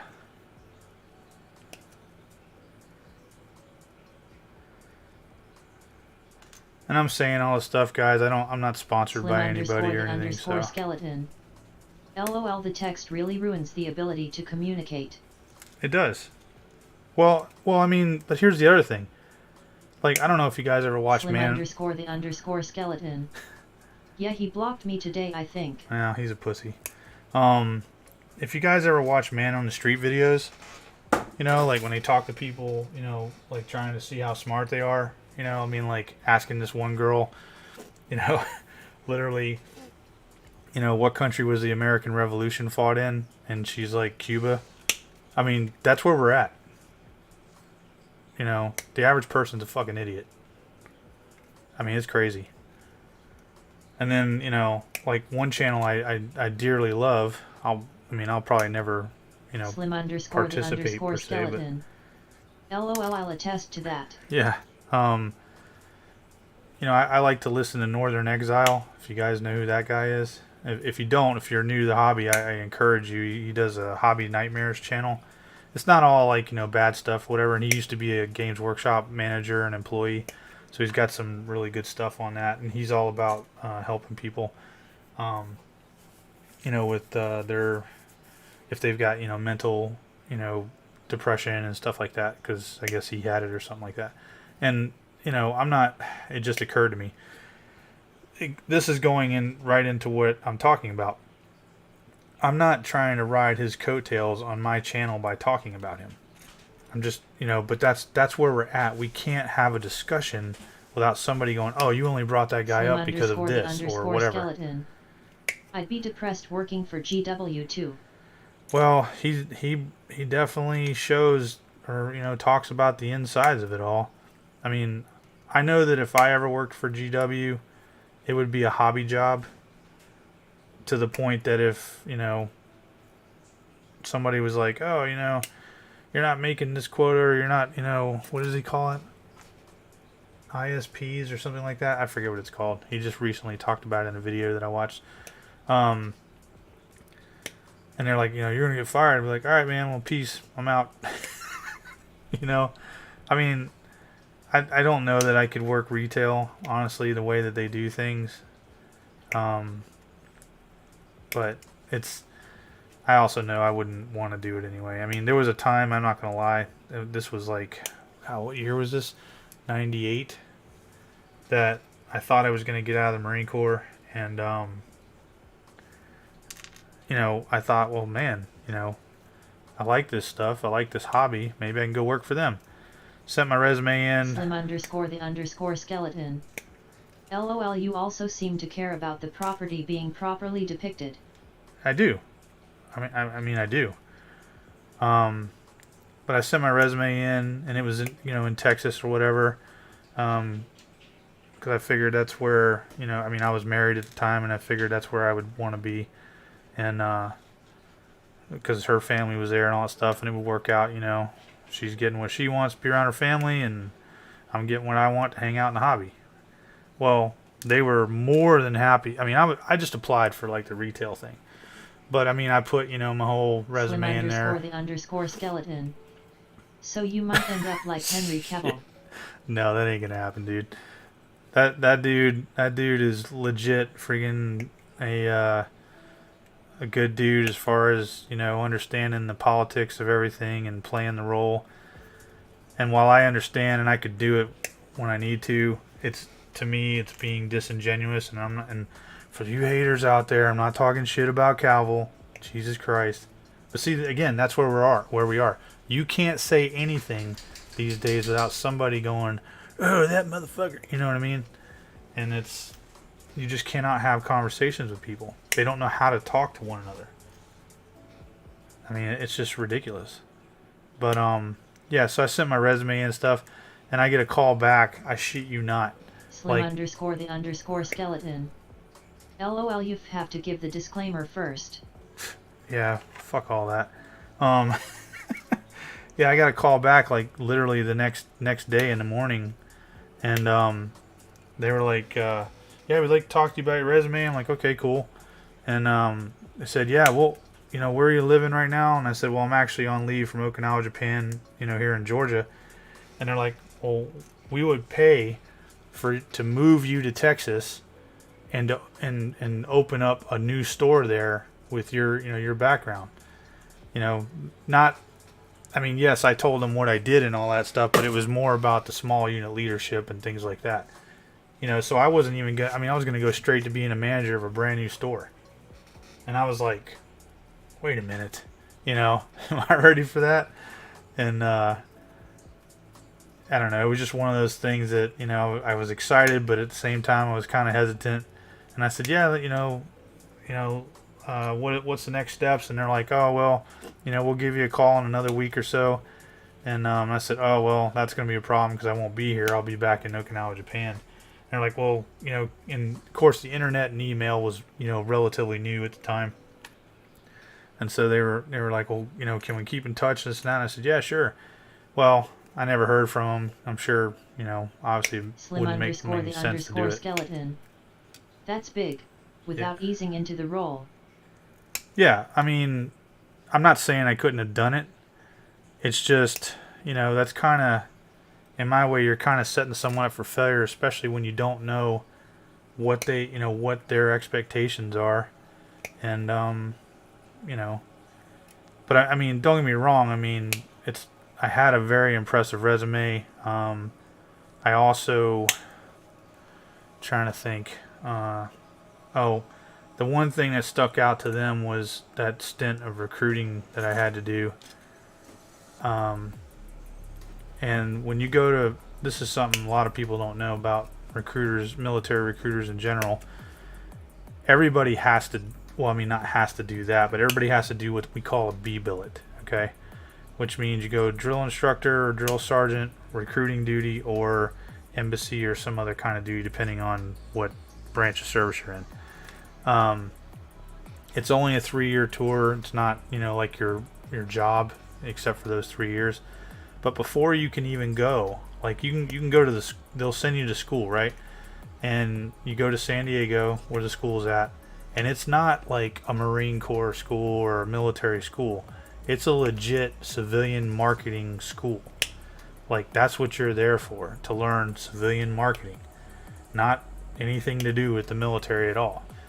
And when they saw, you know, the school and all that kind of stuff, they were just like, oh shit. And they wouldn't have been wrong to hire me based off of that, because I would have been able to perform.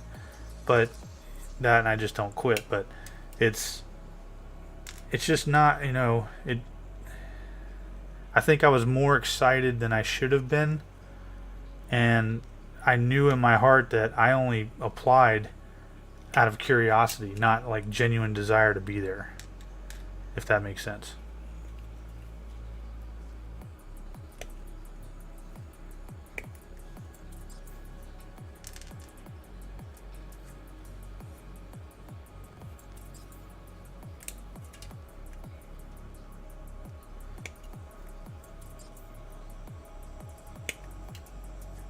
It got real quiet. Everybody left like, fuck this story, man. This is gay. Slim_the_skeleton. To see if they would seriously consider you? I mean, yeah, but I didn't apply for a manager job. I was just like thinking, you know, okay, well, maybe it's time for me to get out, you know, of the Marines, and this would be a job I could do until I figured out what I wanted to do, you know. It's fun, whatever. Let's just see, you know, how it goes. And then they came back with the whole manager bit and all that. But like I've learned from listening to Northern Exile, you don't make that much money. That, you know, you're treated like crap. And maybe it wasn't like that back then. I tend to think it wasn't. You know, my understanding is things have drastically changed with Games Workshop. I don't know, but you know, who knows? I was also a lot younger. You know, you're still trying. I mean, yeah, I was enjoying being a Marine and all that stuff. That's all I really ever wanted to do, and I don't know. You just kind of think, you know, all right, I'm tired of this, whatever. And I'll tell you, that's kind of how it went for me. I mean, I always wanted to be a Marine, except for one point I wanted to be a Navy SEAL, but I ended up being something better. And I'm not just saying that. I mean, I literally did what SEALs do Slim_the_skeleton. as a Marine. It seems more financial motivated than the spirit of building a community. Yeah. Slim_the_skeleton. Well, it is. LOL. I mean, when I came into the hobby, I know that Games Workshop was publicly traded still. I mean, I know that. But that was back when Andy Chambers and, you know, Jervis Johnson and, God, what's that other dude's name? I love that dude. Can't remember his name now. But anyway. Slim_the_skeleton. I love reading and hearing about the inter-branch rivalry. Well, I'll tell you. I mean, you asked me that thing about the Army and all that. I never really bought into that. I'll joke about it with you, you know, just because I know that's how people are or think things are. But I mean, in the special operations community that I was in, we all worked together and served together. I mean, hell, when I was a special operations instructor, I trained everybody. Marines, SEALs, I mean, you know, Force Recon guys, SEALs, SF, everybody, you know, from every branch.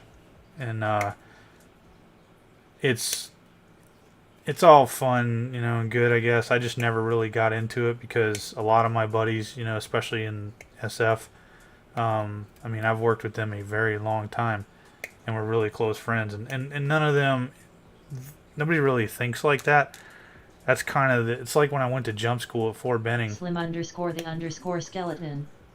I imagine the shit talking is just the fun of it. Well, here's the thing. Yes and no. I think it depends on who's doing it. Like, for instance, when I was contracting, let me start there. After I retired and everything, the guys I contracted with were all British guys, right? And they're constantly gonna take the piss with you, you know. And that's just the way that is, you know. And it had nothing to do with military or anything like that. I was just talking shit, you know. And if you're cool with that, then you know you're gonna be right, you know, right comfortable with everybody. But in the, you know, at least in my circles in the military, the shit talking was more like not, oh, the fucking Army or whatever. It was, you know, on a personal level, like your own personal performance. Like, oh, dude, you know, I mean, you know, in extremis hostage rescue, you know, I wasn't aware that we went from a 2-inch group, you know, with our shot, you know, groupings to freaking 5 feet, you know, just because you had a 3-inch group. You know what I mean? You know, just talking shit like that. What was I gonna say? But when I went to Fort Benning for jump school, that was probably the first real time that I ever dealt with the rivalry nonsense. Slim underscore the underscore skeleton. Critical of performance, yikes. Well, I mean, it's all, you know, in jest, you know. It's like, you know, just talking shit, you know. And yeah, when I went to Fort Benning, that was the first time I ever dealt with that kind of stuff where it wasn't joking. It was. So what happened was, and I'm never gonna forget this idiot. Now, I mean, well, there was a lot of things going on. First of all, the regular Army, has a problem with the Marine Corps. It's like they wear this grudge on the chip of their shoulder, or as a chip on their shoulder, because of all of this stuff that you guys joke about. You know what I mean? That, and I hate to say it, but when a Marine seems to come around, the chicks they were talking to tend to leave them. So, anyway, it's, you know, it is what it is. But anyway, I was in the enlisted Slim club. Underscore the underscore skeleton. Smirking face. Yeah, I was in the enlisted club looking for one of the soldiers that was in my platoon. I don't drink and stuff like that, so I don't really hang out in places like that for the very reason I'm about to tell you. And this guy, and I thought I recognized him. Now the platoons for the jump companies, I was in Charlie Company, they're pretty big. It's not like a normal size platoon of 40 people. You got a bunch of people going to school. You know, the Army hands out jump school quotas, you know, as enlistment bonuses and things like that, like it's candy, because it doesn't really cost them anything. Whereas with the Marines and, you know, SEALs and everybody else, you know, we gotta, you know, it costs money to send our guys to school. And I don't know how I got ahead of myself there, but anyway, I go in the E Club looking for this guy. I'm a sergeant at the time, and I can't find him. I mean, everybody's dancing and doing all this, you know, nonsense. Well, this guy comes up to me, and he's smaller than me by a lot, but he's got liquid courage, and you know, and I'm not a big guy, honestly, not compared to a lot of dudes that I know, anyway. And he walks up to me and he goes, you know, and I'm in my uniform, of course. I'm not in civilian clothes. And he's like, you know, what the hell are you doing in here, Marine, or some nonsense like that. And I was like, oh, I'm looking for so-and-so. And he's like, no, I don't think you get it. You know, this is an Army base. And I'm like, are you serious right now? And he's like, absolutely. You know, I'm a freaking red hat. And he's talking about the red beret for airborne. And I was like, okay, so? And he's like, well, that means you have to show me respect. I'm like, I don't have to do anything. I said, plus, you know, here you are with this shirt on. I said, unless the rank on your t-shirt here isn't, because he had like something that had like his Army rank on it or whatever on his left breast. I'm like, unless that rank is wrong and it's an old shirt, I outrank you by a lot. And he was like, no, you know, that's not how it is. You just need to watch yourself here, you know. I was like, all right, man, all right, whatever. And I started to walk away. Well, dipshit decided he wanted to try to do something. And I caught him, you know, in a reflection of the glass. And I made him eat a trash can. And then I walked out and I left. Well, the next morning, because I'm basically the platoon sergeant for our platoon in this school, I go over to meet with one of the other platoon sergeants because I don't know who this kid was they wanted me to find. And I still didn't find him. And I knew he wasn't in my platoon, but they asked me to find him. So I started talking to these guys, and it was the easiest way to get them together was wait till morning formation.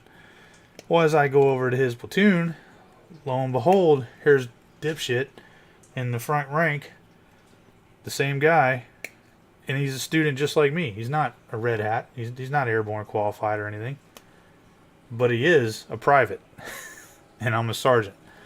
And I was like, get over here, motherfucker. Needless to say that it did not go well for him. But that whole thing was so bad, man. When we first got there, they tried to fail all the Marines, just the Marines. Like, just get us kicked out of school right off the bat over our shirts. Skeleton. Jesus, what a fucking scumbag, lol. Dude, there's so many. It's ridiculous. But yeah, when we first got there, they tried to get all of the Marines, failed out of the school. Like it was this thing. And I'm not talking about like, this idiot private and stuff. I'm talking about they pulled all of us. Now, all the Marines there were special operators, all of us, and then they had the SEALs. They pulled all of us aside with the captain of the company, who this is how he introduced himself. He walks up and he goes, I'm trying to remember the dude's name, but he walks up and he's like, I'm Captain so-and-so, and I'm a Ranger. And I'm like, in my head, I'm like, okay, so, you basically do what a basic Marine rifleman does every day, but they don't know that. And I say that because I got a really good friend of mine that's ex-3rd Ranger Battalion. That's how he and I met, was him saying some of the same crap when we were contracting together after we both got out. He was shot in the foot on a mission, and when I showed up to where he was, he made a comment, oh, we got another Marine here. And I was like, well, I won't be here very long. I'm going to a different, camp or whatever. And he's like, do you know who I am? And I said, no, don't care. And he, and in his mind, he's still a Ranger Bat, whatever. And it's like, dude, well, long story short, we're best friends now. But it wasn't until after I told him the same thing I just said about, oh, you do exactly what the basic Marine rifleman does every day. And he didn't know that, of course. But, yeah, this guy just going on and on about how he'll get us dropped in a heartbeat, blah, blah, blah. Well, next thing we know, in like 2 hours time frame after talking to this stupid captain, they're trying to drop every Marine there is because we didn't have, get this, brown t-shirts under our uniforms. We don't get issued brown t-shirts. We get issued OD green. Only the Army at the time was wearing brown. How would we be in control of that? So they have a Marine. This is how bad things are. This will tell you how stupid and bad things are. When you have to have a Marine liaison at a school, at an Army school, you don't see that stuff at Marine schools. There's no Army and Navy, or Air Force liaisons, because you don't have these problems. But when you have to have a freaking Marine liaison at an Army school who's a major, a field, first level field grade officer, as the liaison to smooth things over, that ought to tell you how immature the shit is. So, anyway, they tried that. That didn't work. Then we go on the first run, and like as a company, and they pull all the Marines out. And I just happen to be the senior Marine there. They pull us all out and put us in formation. And guy's like, hey, man, I think it was the first sergeant. He was like, hey, you guys stand, you're going to be in your... _ skeleton. I'd have thought they had larger priorities than acting like high school girls. Oh, no. He's like, hey, take all your Marines right over here and put them in formation. You guys are going to be in your own formation instead of running with everybody else. And I'm like, okay. And it's the first run. This way, they can see, I guess, what skill level you're in or whatever. And I mean, all of us are 18-minute, 3-mile PFTers. I mean, there's nothing the Army does that's like as much as the Marine Corps physical fitness test. And anyway, so we go stand in formation. I'm just doing what we're told, right? Trying to, play the game.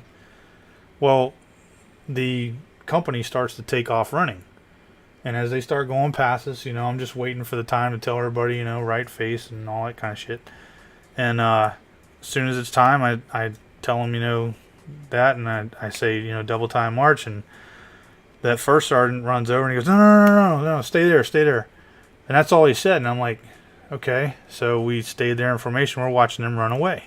And the only thing I can think to myself is, all right, well, maybe we're supposed to, you know, I guess be judged or scored separately or something. I don't know.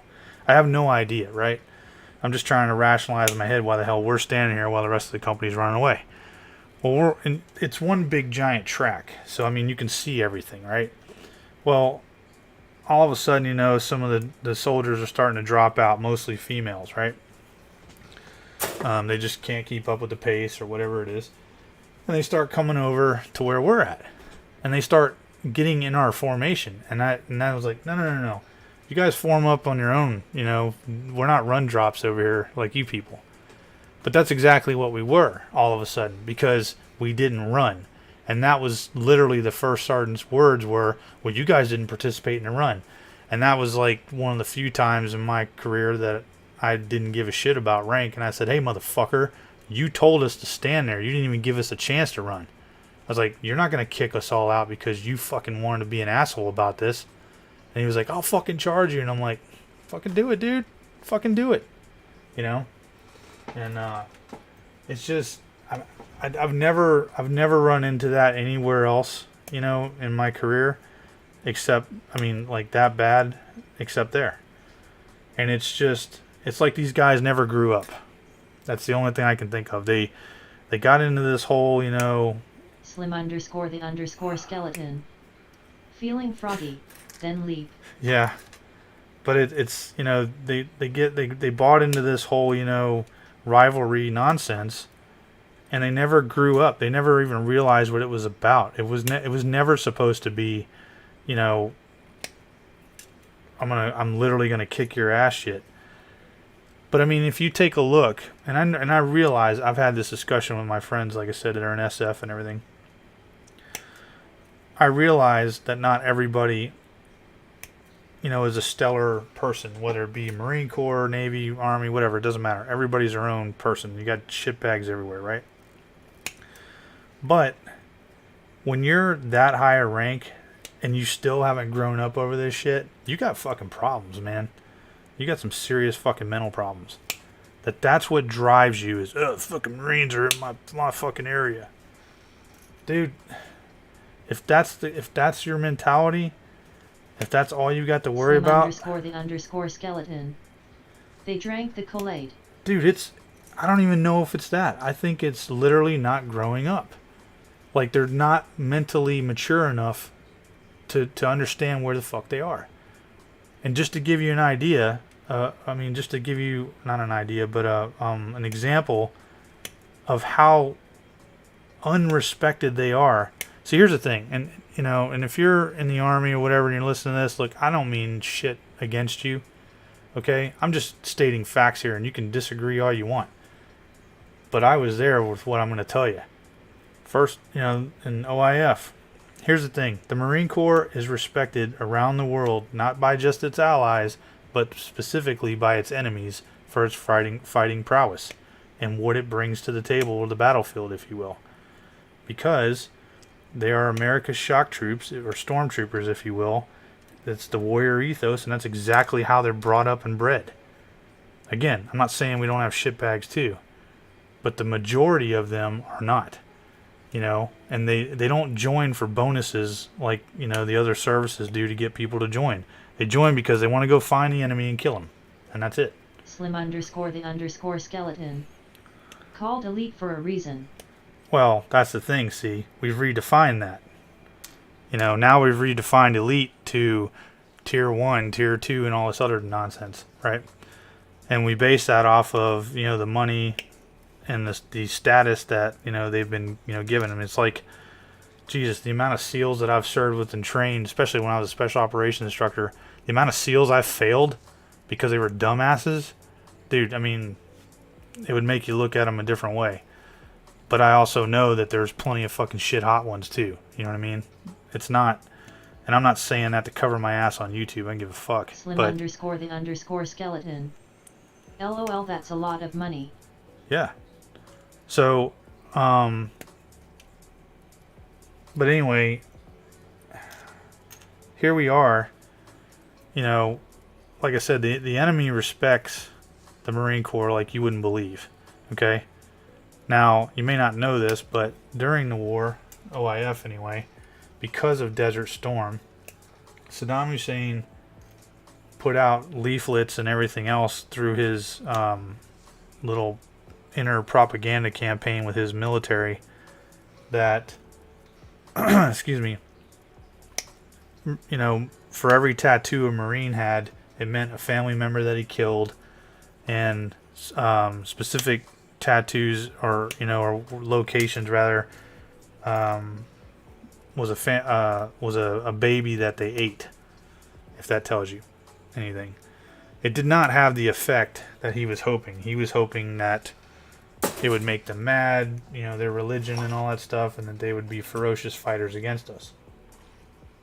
What it did was it scared the shit out of them. Great job. Underscore the underscore skeleton. Exactly. LOL, he made you more feared. Exactly. Also, at the time, when OIF kicked off, or Operation Iraqi Freedom, the Marine Corps was hurting for staff non-commissioned officers. We didn't have a lot. So they were pulling from everywhere. Like me as a recon guy, I went to be an infantry platoon sergeant for that war. Underscore the underscore skeleton. Isn't that what happened with the Japanese in WW2 and what they told the civvies? Exactly.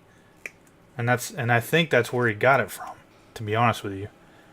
I think he thought that that was going to work, and maybe he didn't read that part of history. I don't know.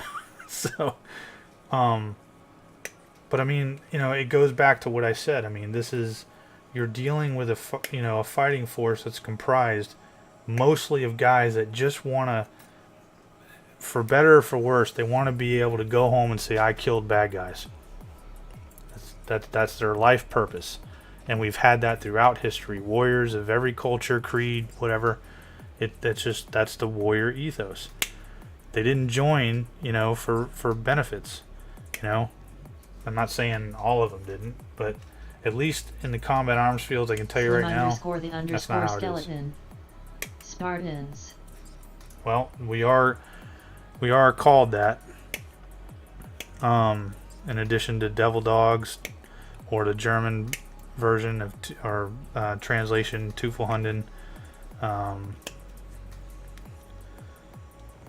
Other names like Leatherneck,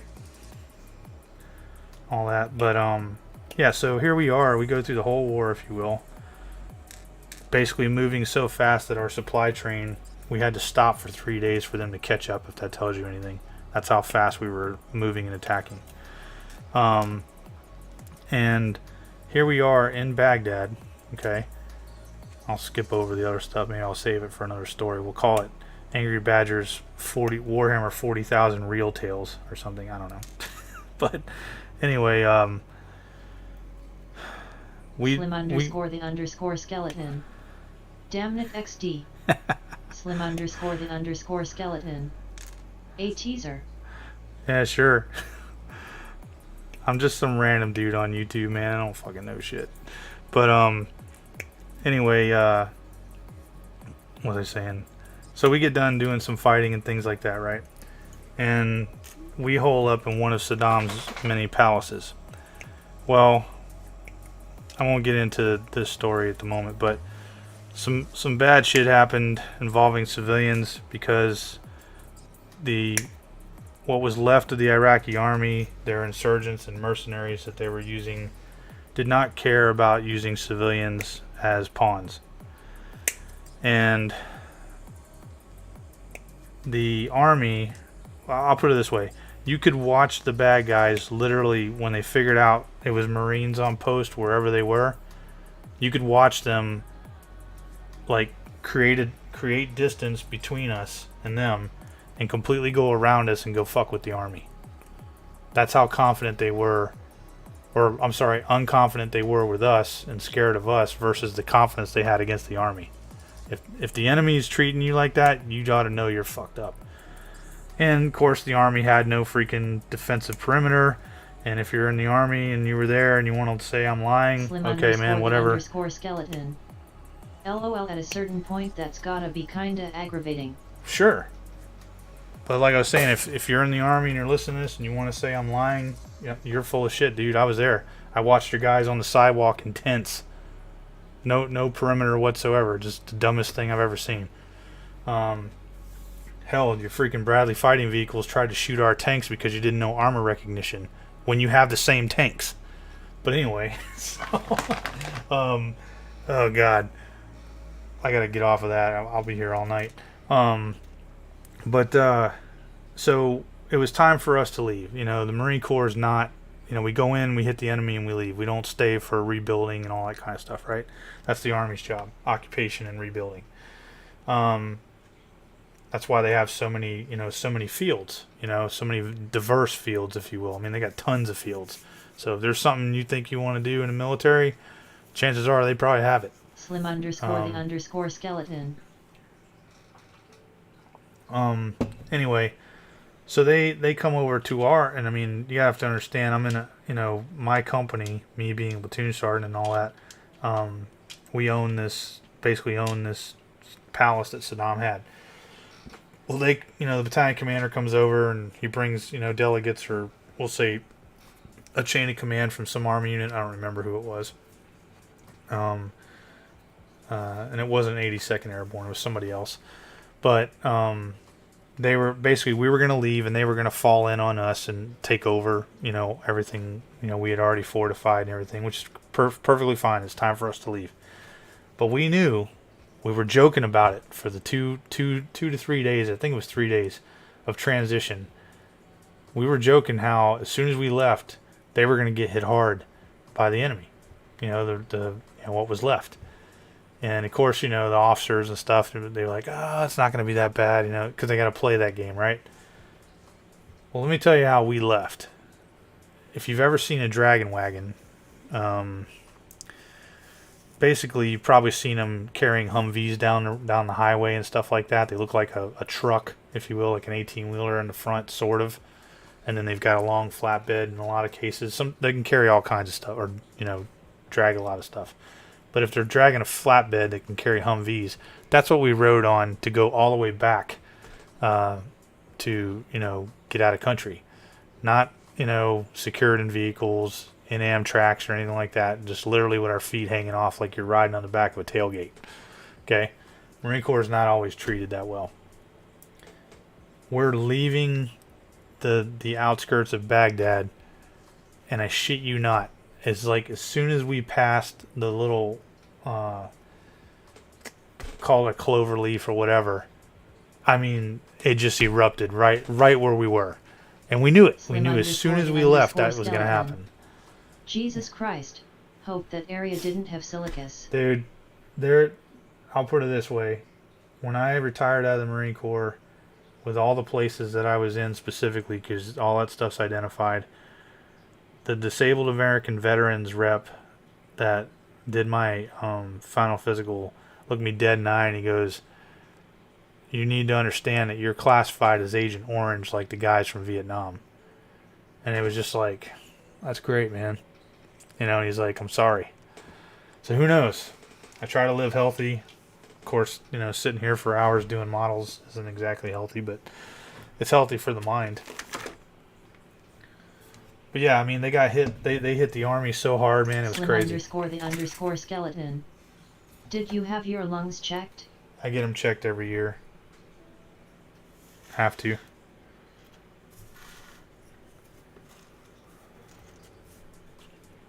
We got to preserve the Pez. I only have so much.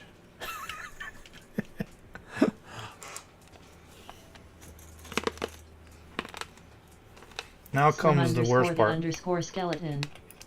I didn't mean to int erupt, but that's something my job has to work about too. No, you're good, man. Underscore the underscore skeleton. Worry Right. asterisk. No, you're good, man. Like I said on Twitter and stuff, I'm pretty laid back. I mean, even when I'm getting into it with dipshits on Twitter, I'm not really like sitting here all fucking pissed. I'm just like, look, another dumbass. But it is what it is. I mean, I'm going to try to do everything I can to live as long as I can. I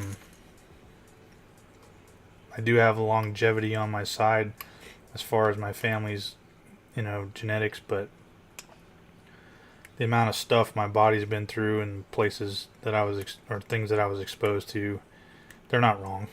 Slim_the_skeleton. LOL, you've been shot at. You've had worse than some Twitter nerf. Slim_the_skeleton. No. Remember, I'm fake. I'm fake. You know that. Everything I said tonight's a lie. Don't you know I've got a script right here?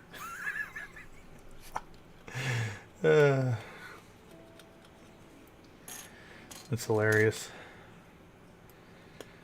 No, I mean, you're never going to stop those idiots. I mean, you can't. I mean, hell, when the guy was like, Slim_the_skeleton. LOL, fake. Milli Vanilli was fake.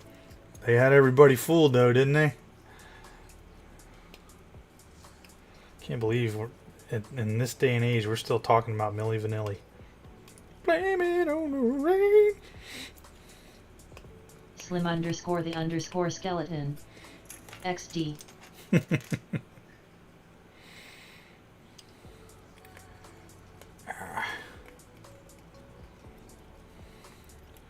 Yeah, it's... I don't know, I mean... And Twitter's a time sink, man, for real. Like, if you get on there, it'll take up your day. Slim_the_skeleton. It is. That's kind of why I've been kind of happy that I did get suspended, or whatever you want to call it. But I know that Twitter's still full of commie leftists over there.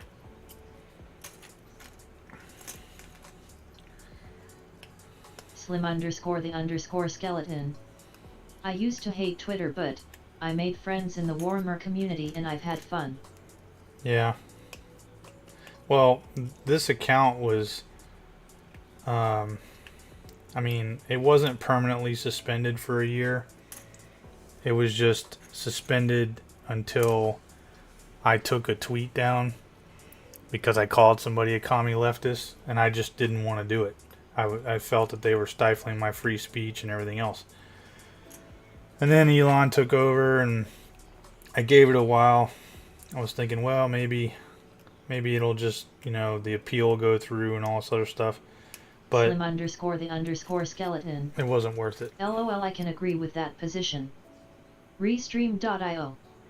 Trophy, congratulations. What the hell? You've received 100 messages today with Restream chat. Slim_the_skeleton. But think of it as disengaging to hit on another front. Oh yeah.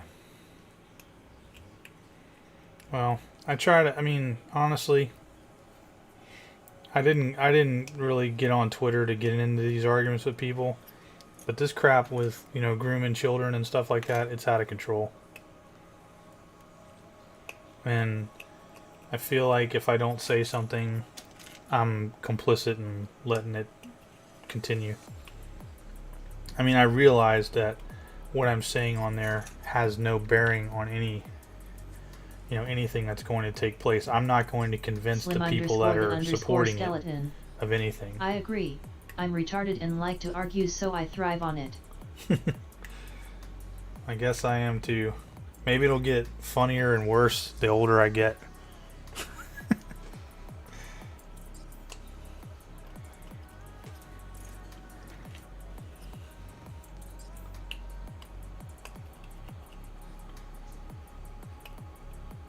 This is the most boring part.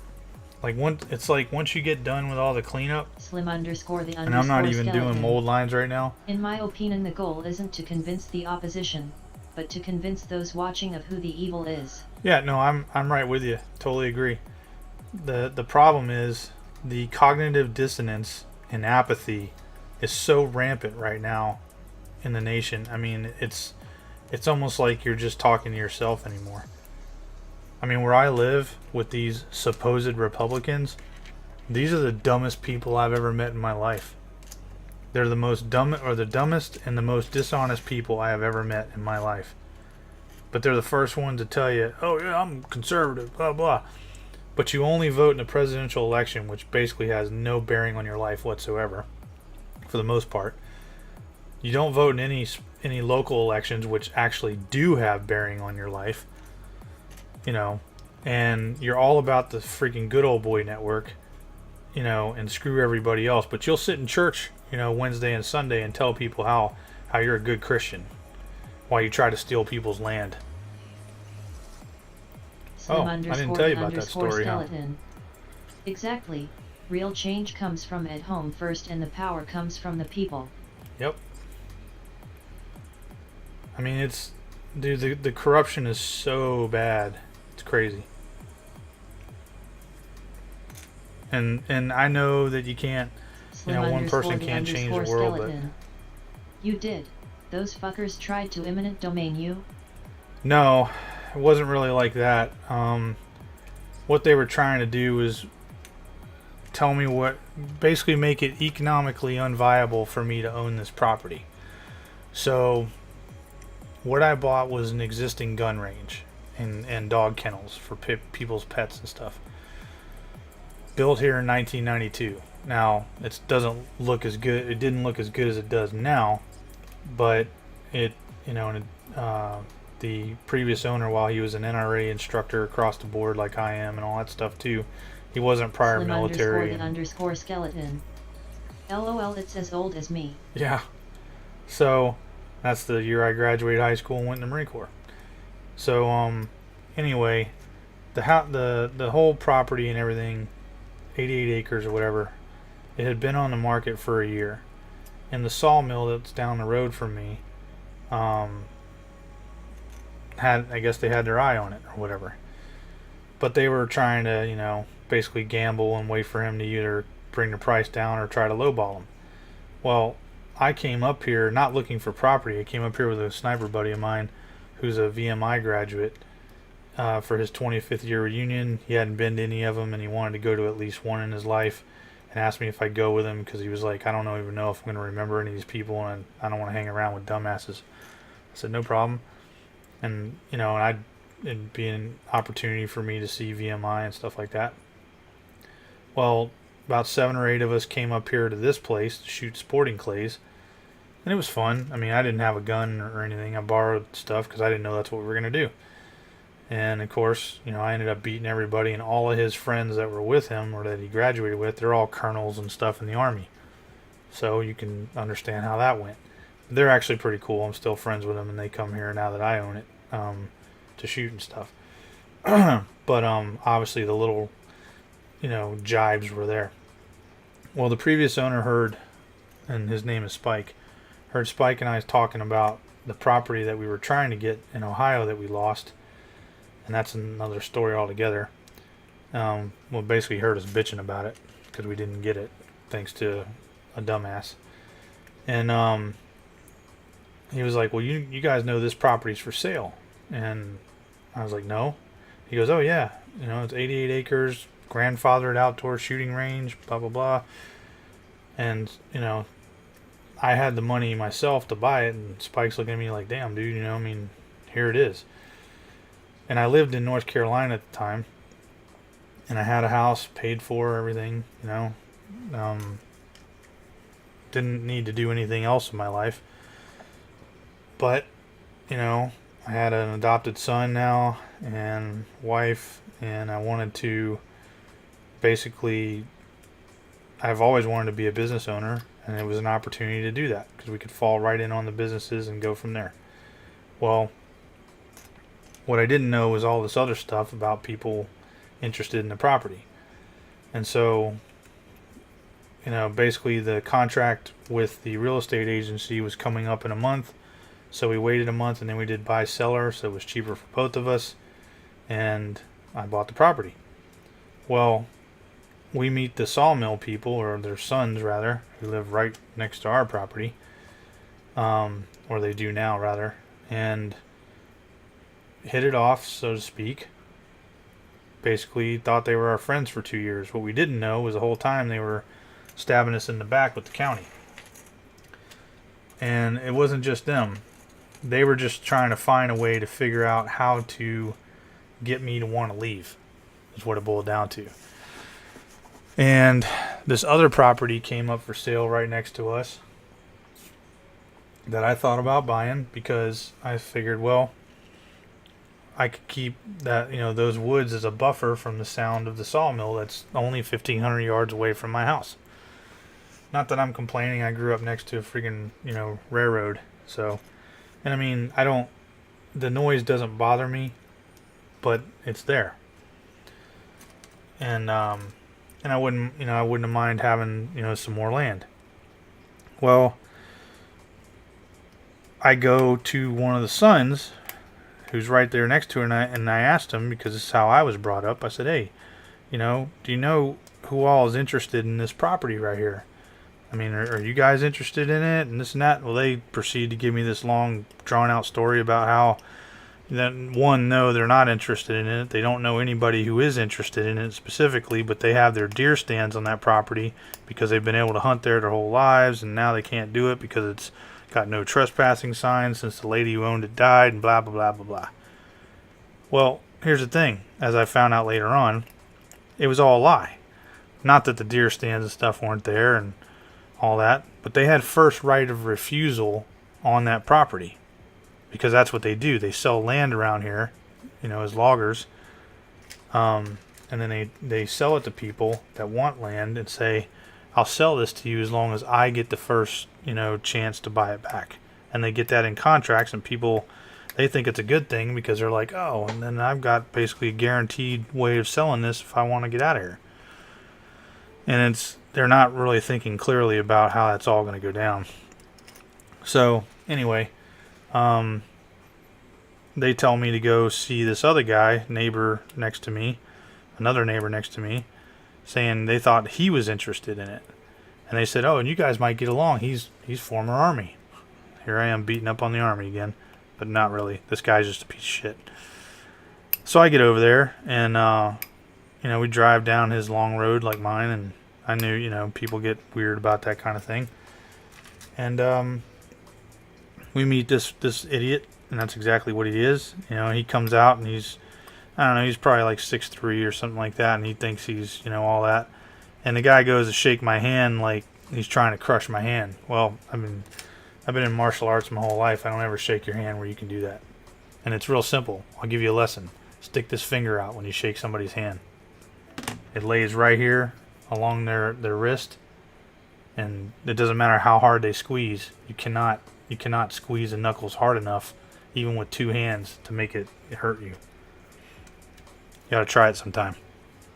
So anyway, he realized that, I think, right off the bat. My wife was with me, and she had already told me that she tried to deliver, she had tried to deliver cookies to all of our neighbors, because that's just how she is. And that he met her at the mailbox, took the cookies from her, but didn't really say anything. Like, not thank you, I don't think, or anything like that. Just weird. And anyway, guy starts asking me questions. He's like, sir, you're going to keep the shooting range open? And I said, yep, sure am. And I said, we're going to be, I didn't go into great detail, but I said, we'll be shooting rifles and pistols and everything else over there as well. And he goes, well, hold on, you can't just do that. I mean, there's all kinds of paperwork, this and that. And I said, and procedures. And I said, look, dude, I'm like, I know what I have to do, and I know what already exists there, etc. And I said, and I'm moving forward with this. And he's like, well, I'd like to talk more, but I can't right now. Can we set up a meeting for Thursday or whatever? And it was like a day or two later. Well, 48 hours from then. I said, yeah, sure. And as we start to leave his house, he's like, Marine retirement pay must be pretty good to be able to afford a place like that over there. And I already knew who this guy was, which I didn't tell you. He's an attorney. And I said, well, when you live within your means, anything's possible. And then we left. And as soon as we got in the car and pulled away, I looked at my wife and I said, that guy's going to call the county inside of 24 hours. And we're going to have somebody out here because he's going to file a complaint. Sure enough, I got home. An hour later, I got a call from the county saying, can we come out? And this is key, okay? Slim_the_skeleton. LOL explains the shitty disposition, attorney. Well, it's more than that, and I'll get into that in a minute. But this part's important. So the county zoning administrator, who I got in writing, by the way, before we purchased the property, I forgot to mention that we were a grandfathered outdoor shooting range, etc., right? I got all that in writing. He calls me up and he's like, hey, we'd like to come out and take a look at the business and the property and stuff. Never actually been out there. That's key. This dude has been the zoning administrator since 1993, a year after the place was built. And he's never been to this property. Doesn't have a clue what's going on with it for 20 years, dude. And now all of a sudden after I buy it, he wants to come out there. Right? Well, to give you a background on this turd, he's a dirtbag leftist, freaking pothead, and everything else. Cokehead. And anyway, he comes, we get out the phone, and about another hour later, the neighbor comes over with some eggs, saying, yeah, my wife said we should reciprocate because of the cookies you gave us. Not, hey man, maybe we got off on the wrong foot, or I'd like to give you some eggs just because you guys did give us some cookies. No, my wife says we should reciprocate. So it's not your idea. You don't want to do it. You're just doing it. And he's like, can we talk? And I was like, yeah, sure, come on in. Now, of course, our house, Slim_the_skeleton. Yeah. LOL, what a dick. Yeah, it gets worse. So we bring him inside, and of course our house is full of boxes and stuff we haven't unpacked or anything. And we sit down, and he's like, he starts going into this whole thing about, how what I want to do here, the property won't support it. It's not big enough. I have 88 acres, by the way, and our backstop is a mountain ridge. And that, he was a ranger with 2nd Ranger Battalion, and oh no, I'm sorry, he didn't tell me he was in 2nd Ranger Battalion, or that he was a ranger. He said he was in 2nd Ranger Battalion, never told me he was an actual ranger. And I know why he didn't tell me that, because of who I am and my background, and he knew that already. I mean, it's not hard to find out. Well, it's also not hard to find out if he was a ranger. So I'm sure he was, hedging his bets there and trying to make sure that he didn't give me anything that I could use against him. Where I found out the 2nd Ranger, or that he was calling himself a ranger, was the law firm he worked for. He had it in his bio, and he had told other people he was also Special Forces. Well, the two are not the same. Okay, first of all, yes, SF guys will go to Ranger School. Hell, Marines go to Ranger School. Okay. But it's not, you're not an SF operator. You're not, Special Forces Green Beret. It's just a school. Well, he proceeds to tell me he's never been to combat. He's never been shot at or anything like that. And I never asked him. He just put this stuff out there, right?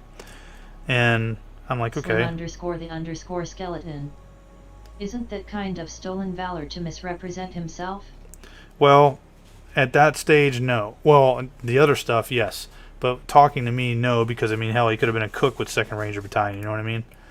Hell, even at Force, we had guys that were truck drivers and things like that, that weren't actual recon Marines. Anyway, he was telling me that stuff thinking I'm an idiot, basically, because in his mind, as I learned later, enlisted men are all idiots and that only officers matter. Clearly the guy doesn't know the military at all, and he's got this army hang up and everything else. But what he was trying to do was make me think that he was a man of integrity and truthful by telling me that he'd never been to combat and stuff like that. If you've been to combat, you don't really just come out and talk about that shit. Unless you were asked like you did tonight, or that's the subject on the table. If you've not been to combat, it's also not something you talk about.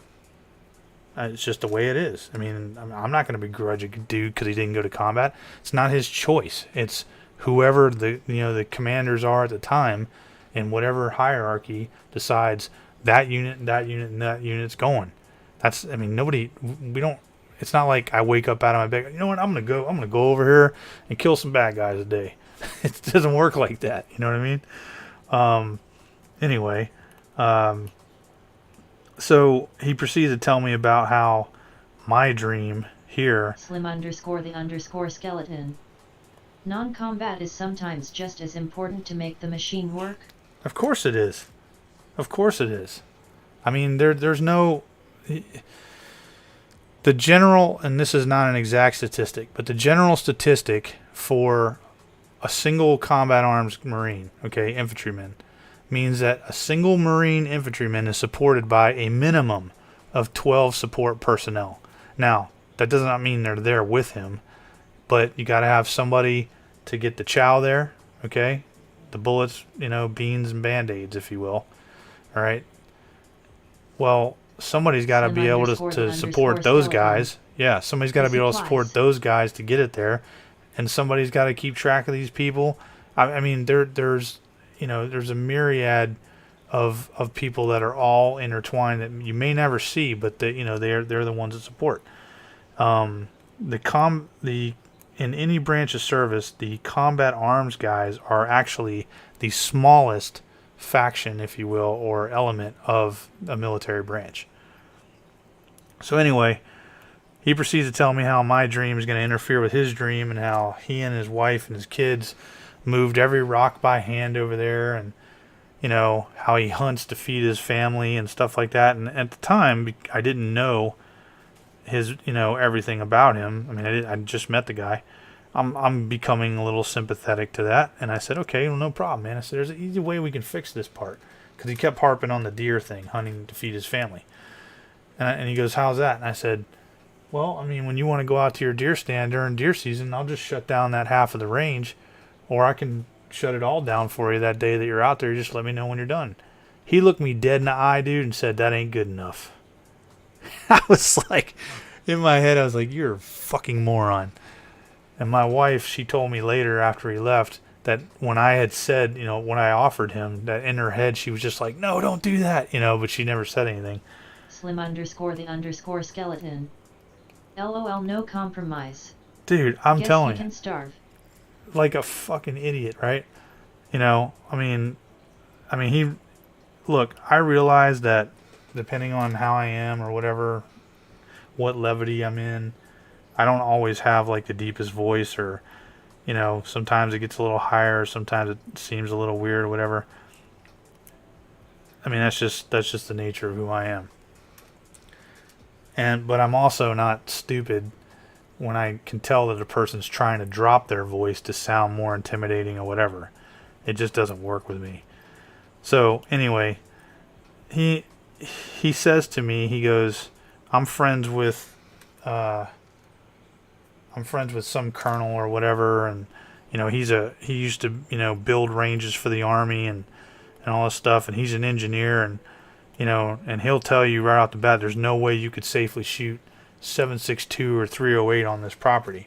And I'm thinking to myself, dude, I'm a retired Marine sniper, special operator, special operations instructor, and you think you're going to tell me what can be done? I mean, hell, we build ranges. This guy's building to an Army standard. I have to go out and build stuff in and amongst other people, make sure we don't kill them, while we're training and stuff, or getting ready to go out on patrol. And it just, it really made me be a person I didn't want to be, which is, like, I don't normally want to talk about this crap, right? But I guess this part's good to get off my chest because I haven't really done that. So anyway, when he said the part about it ain't good enough, I said to him, I said, well, that's unfortunate. And that's all I said. I wasn't an ass. I just looked him in the eye and I said, well, that's unfortunate. And he goes, well, I want you to know. And he lied about this in a board of zoning hearing. He said to my wife and I, he goes, I just want to let you know I'm going to do whatever it takes to get you shut down, and I'm friends with the sheriff. And I'm like, well, I guess you have to do what you have to do. And he had asked me prior, something else I forgot to mention, if he could come out during the time that the zoning administrator was going to come out the next day. And I said, sure, you know, at the time. And then he asked me again on his way out, and I said it again. I was like, yeah, sure. I don't have anything to hide here, you know. Now, this is me not knowing how the civilian world works in this regard. And yes, I failed in seeing that he was basically trying to capitalize on my being nice and professional when I should have said, no, you're never allowed on this property again. Take your ass home. Had I, you know, but I mean, I'm coming out of the military world where professionalism and common courtesy and things like that, for the most part, you know, are a common virtue. Little did I know, you know, how things really were. Slim_the_skeleton. Yeah. Benefit of the doubt. Yep. So, you know, and I learned a lot of hard lessons with this. Well, they come out the next day, and I had already mentioned to my wife, I said, hey, you know, do you remember hearing that guy on the phone, the zoning administrator, saying he'd never been here before? She goes, yeah. I said, all right, well, pay attention when he gets here. I'm gonna ask him about that. And when he showed up with his assistant, who's another piece of shit. And the other guy was already here, and he was trying to make nice of me, like looking at some of my trees and stuff, going, oh, you might want to take that one down for falls in your house, whatever. Complete idiot. And I was also in the FFA, so I mean, you know, I'm it's just, I don't know. But the zoning administrator gets out of the vehicle, and I shake his hand, and I'm like, Sam, so you've never been here before? No, I've never been here. Not realizing what I'm doing now, right? Getting confirmation of what he said. Because here, you know, again, 20 years in office, basically, and you've never even stepped foot on this property, but now you're going to tell me what it's able to do, or, you know, what it's allowed to do and everything after a grandfathered letter you gave me. Well, anyway, we go out to the property, and we go into the little clubhouse. It's nothing fancy or anything, but...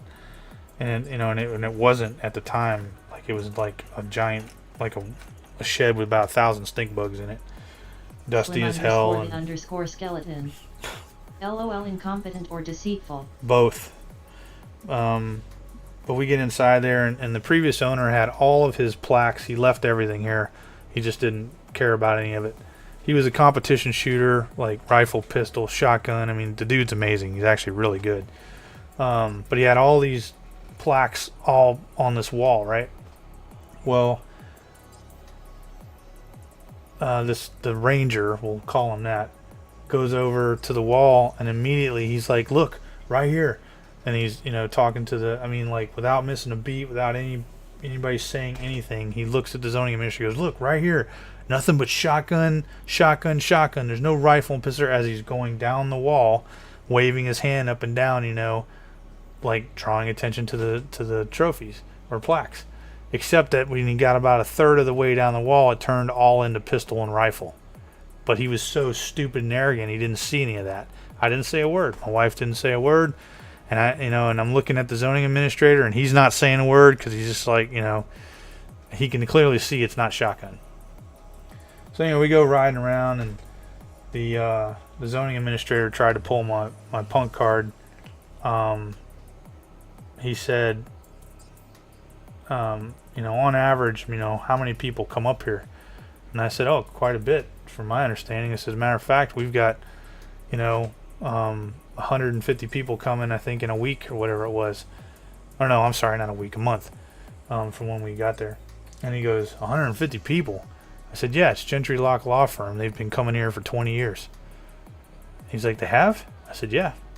They do a charity fund, you know, for veterans and wildlife, charity fundraiser, and they bring about 150 people here and raffle off stuff and everything else. They do their own food, and you know, we just host the clays. That's what Chris has been doing for 20 years. He's like, wow, I didn't know that. But it changed his whole attitude, because now it's not just me. Now there's a law firm involved, but he doesn't know if I'm connected to them or whatever, or what our connection is, right? And I'm leaving out some other stuff that just doesn't even matter. But we get around to back to basically it's one big circle, the sporting clays ranges. So we get back to the clubhouse, if you will, and there, you know, go to walk him over to where the rifle and pistol range stuff is, and we go you know, we walked over there, and I should have brought the cart the whole time, but I didn't. And so I had to go back and get it, and I should have let my wife go get it because she said she was going to do that, but I didn't. I went back. Another lesson learned. And I knew it when I said, no, I'll go get it, that they were going to walk to the 300-yard line even without the cart. That the ranger was going to be like, hey, let me talk to you. And that's exactly what he was doing by the time I got down there. Well, we get down there, and it's, you know, it's like February, March, so there's no leaves on the trees or nothing like that. And my property, like I said, it's 88 acres. We're on the left, the furthest left side of the property now, if you can imagine this in your head. And looking through the trees, you can see some fields that belong to me. Okay, they don't know that. They don't know where they are on the property. Mr. Ranger got lost inside of 5 acres, we'll put it that way. And you can see all these broken clays, and where this ground is really like dead, like there's nothing growing there. And it's because the previous owner, until he realized what was going on, had been using the stuff you buy at Walmart, which here's a public service announcement for anybody listening. Do not buy biodegradable clays, because the sulfur that they have in them will kill all your grass and everything else. So anyway, and that's, you know, you could see that through the trees, you know. So I'm standing over there looking at it while they're still finishing up talking, and they get done talking, and Maxwell, or Ranger, starts to walk over, and I said, hey, is that your field over there?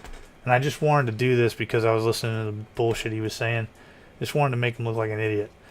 And he walks over, and he sees all the clays and stuff, and he goes, yeah, that's my field right there. Look at that. And so I waited for the zoning administrator to get over there, and right when I saw his eyes get all big, because it looked horrible, right? He went to say something. I said, hold on a second. I said, that's my field. I said, we're on the furthest left of my property. And I looked at, the ranger in the eyes and said, dude, your property is that way, 500 yards.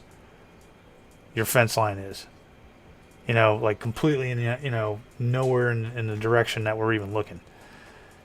And of course he had nothing to say, and the zoning administrator kind of shook his head up and down. Well, we start to walk back to the clubhouse, and this fool, in front of my wife, in front of the zoning administrator and his assistant, decides to say something to me about how the previous owner was a businessman. As if I'm not now, right? And he said some other stuff, but he's, you gotta understand, he was a businessman. And he hits me on my, on my back in between my shoulder blades with the palm of his hand. But he does it in such a way to try to make a point, like to physically intimidate me or whatever, but pass it off as like, chummy or whatever. But it's so hard and loud Slim that, underscore skeleton. LOL, as if you didn't try to make things work. Right.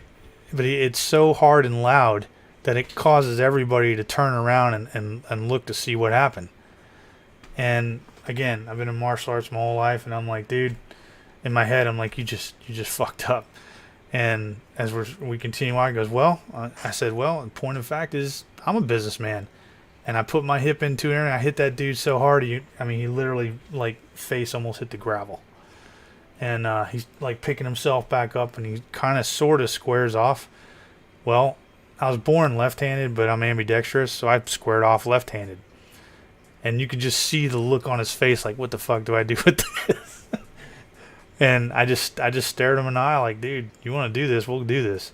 Slim One, you're on, underscore skeleton. One, you're on my property. XD. Two, you assaulted me. You know what I mean? But nothing else happened. There was no fight. Unfortunately, I don't have any great story to tell you on that. But he just walked away. And Slim underscore skeleton.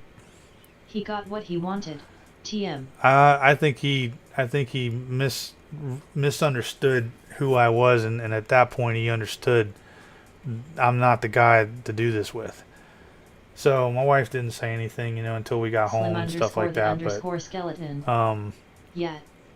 Anyway, he ends up getting all the neighbors together, trying to get a whole posse together, if you will, to go complain to the county and all that stuff. And the thing that all of this stuff is useful information to anybody that actually cares.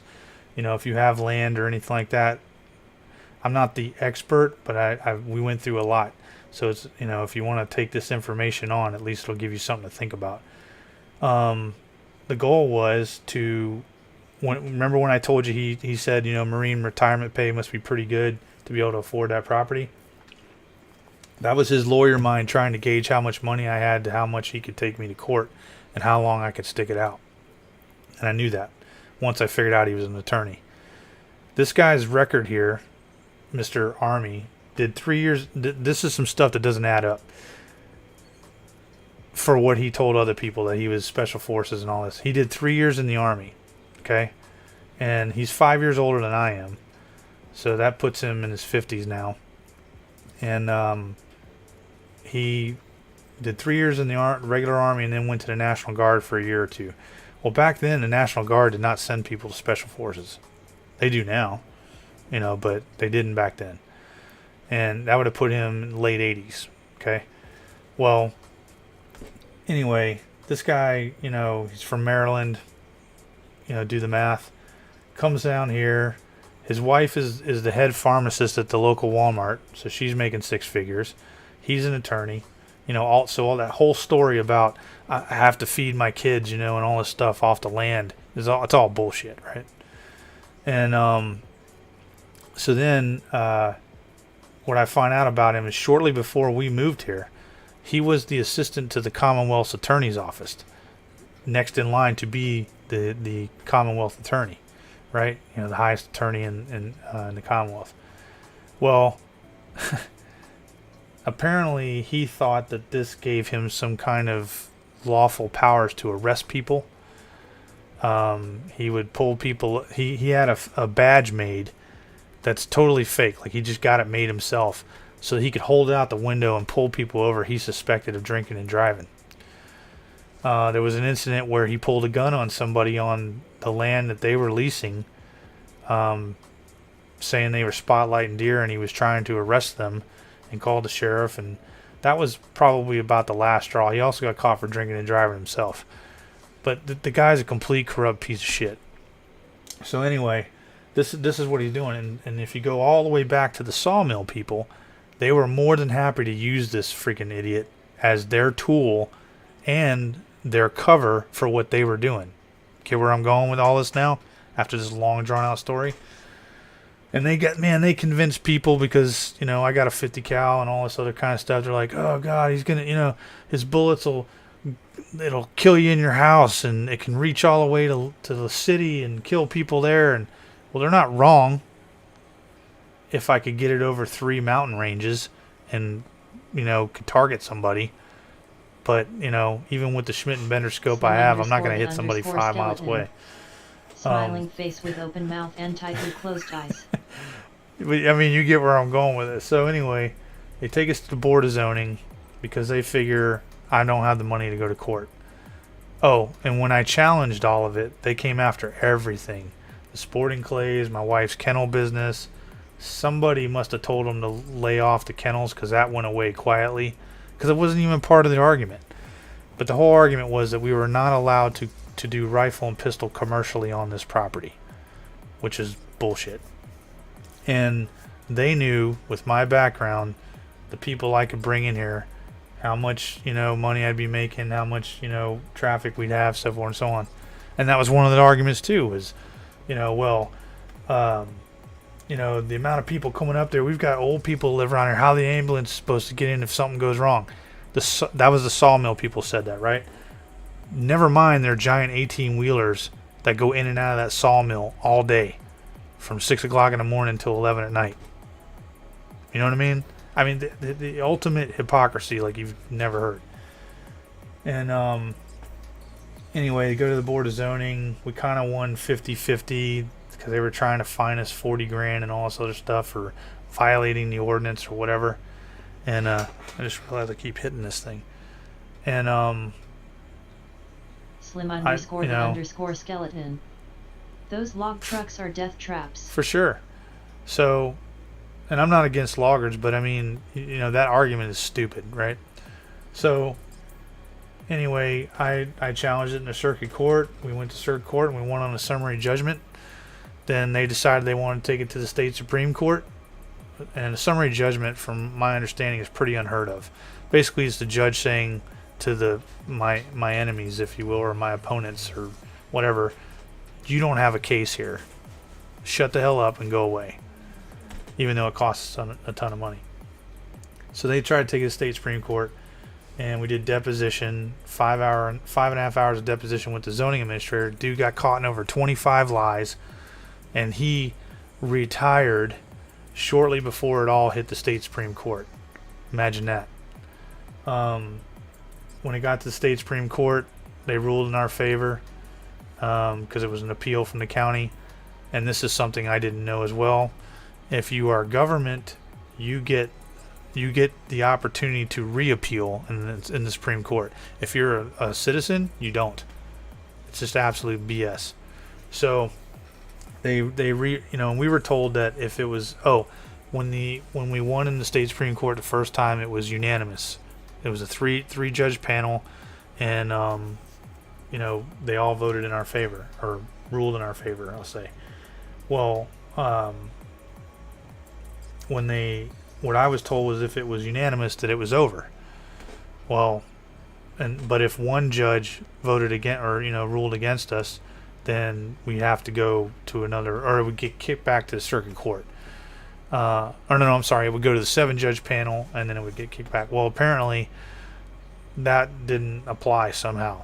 Don't understand. And my lawyer told me straight up when we went to the state Supreme Court, the case went. We didn't actually go because of COVID. I just listened to it all online.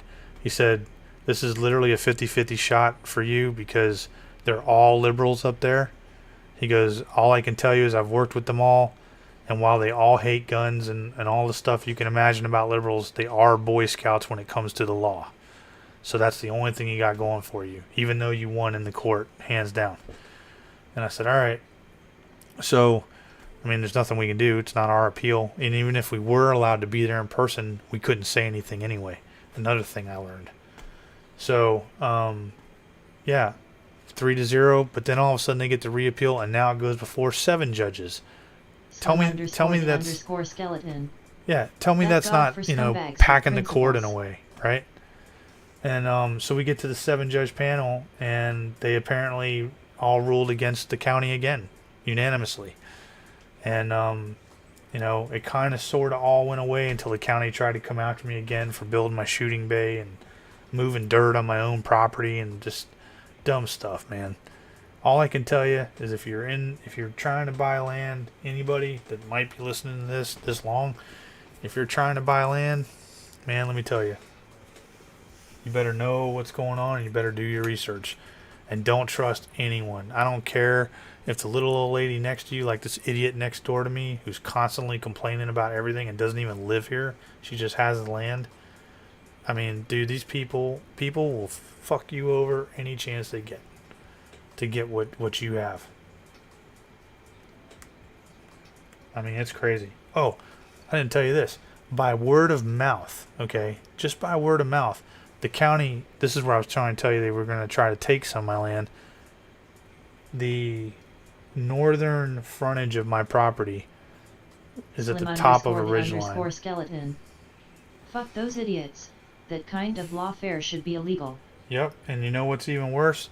Because of sovereign immunity in the state of Virginia, I can't turn around and sue them for damages or court costs or anything like that. They're immune to it. So you could have somebody completely incompetent fuck up somebody's entire life and nothing would happen to them, or on purpose. That's just the way it goes in this state, and I had no idea. I have learned so much in the short 5-6 years we've been here and dealing with this county.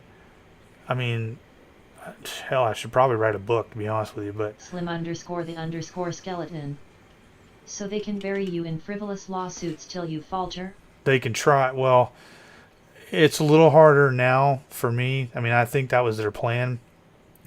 But so, for the 4.5 years we fought them, I'll tell you this right off the bat. I never said a word to anyone. I didn't talk shit. Not even to my attorney. I just kept my teeth together like you wouldn't believe, because you can't trust anybody. I didn't even trust my own lawyer half the time because I don't know who he knows. And freaking he had said something in the beginning about, oh yeah, I know Sam Krickenberger and Vicky Huffman, meaning the county zoning administrator and county attorney. He's like, they're good people. And I looked him dead in the eye. I said, no, they're not. I said, they're absolute liars. How do you not know that? And Slim underscore the underscore skeleton. so Smart move. the only thing I ever let slip, and I did it on purpose, they sent up I knew they were going to send spies. I knew it. Everybody said I was, losing my mind or whatever. And they did. They sent a guy up that was an attorney. I knew exactly who he was. He didn't know I knew who he was. Came up here to shoot sporting clays, right? So he comes up, put him through the safety brief and all the stuff that we do. Send him out on his own. He goes and shoots, has a good time. And he comes back and he's trying to fish to see if I'm going to talk about stuff. And I wasn't. I just kept like kind of directing the conversation elsewhere, guns and things like that. And he finally says to me, and he goes, look, man, I've read about all your, everything that's going on. Do you really think it's worth it? For your family? And like really trying to, put it on me. And I said, regardless, putting my family aside, I said, because I'm doing this for them, obviously, but putting all that aside, I'm doing it for principle alone. And he goes, he laughs at me, and he goes, Jesus couldn't win in court on principle. And I said, well, I guess we'll find out, right? He goes, what do you mean? I said, well, we're going to court. And I said, and there's a McDonald's in town. If I have to go work there to pay whatever legal bills I have to, that's what I'll do. I'm not going to stop. And he's like, why are you so hard-headed about this? I said, I'm not hard-headed. I told you principle. And I said, I'm just kind of, laughing inside. And I said it like this. I'm kind of laughing inside that people, can't grasp that concept. I said, and I'm kind of laughing at who they chose to pick a fight with. And he goes, what do you mean? I said, well, as cliche as it sounds, a Marine, really? And that was the end of the discussion. And he went home. And I knew he was going to tell people that stuff. And it's fine. But I didn't talk trash about anybody. I didn't, give them anything other than, here's my intestinal fortitude on the table. You better bring your game, because I'm going to go until a judge tells me I can't, anymore. And we won. Slim underscore the underscore skeleton. It's not smart, but I'd have considered scorched earth to ensure they get nothing. Well, you have... Alright. I wouldn't say that didn't cross my mind, and I definitely had friends that I did trust bring it up. But that brings a lot of problems. You could do some serious time for that. So, but what they tried to do with the county, I got kind of sidetracked here. Like I said, our property goes all the way to the top of the ridgeline.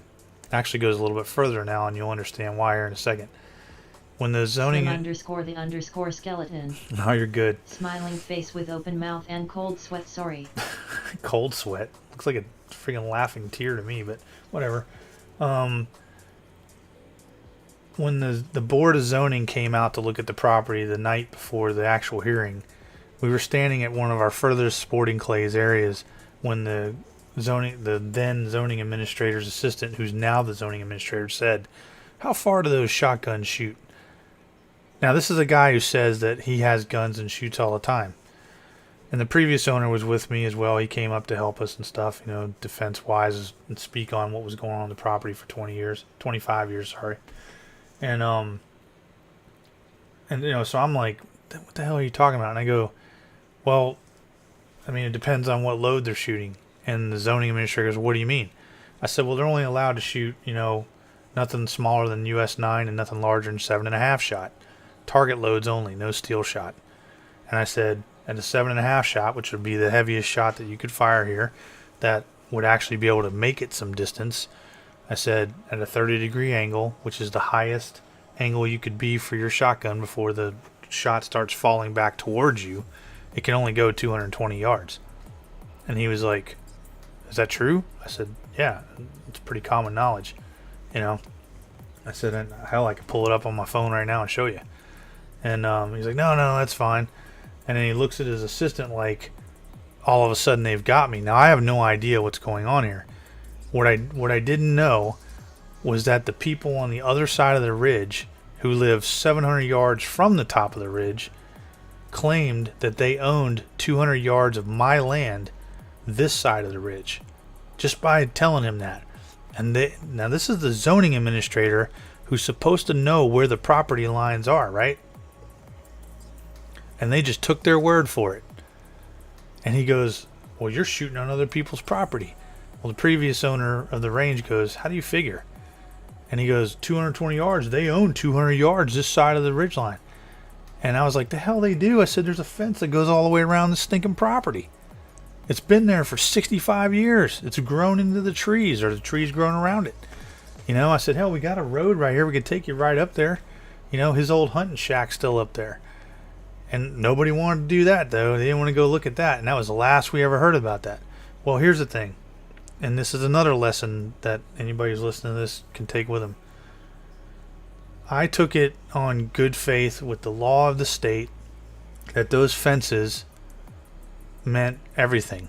Okay, the law in Virginia says if the fence has been there for, you know, however long, then that is the quote de facto property line, unless you get your stuff surveyed and somebody wants to challenge it, right, in court.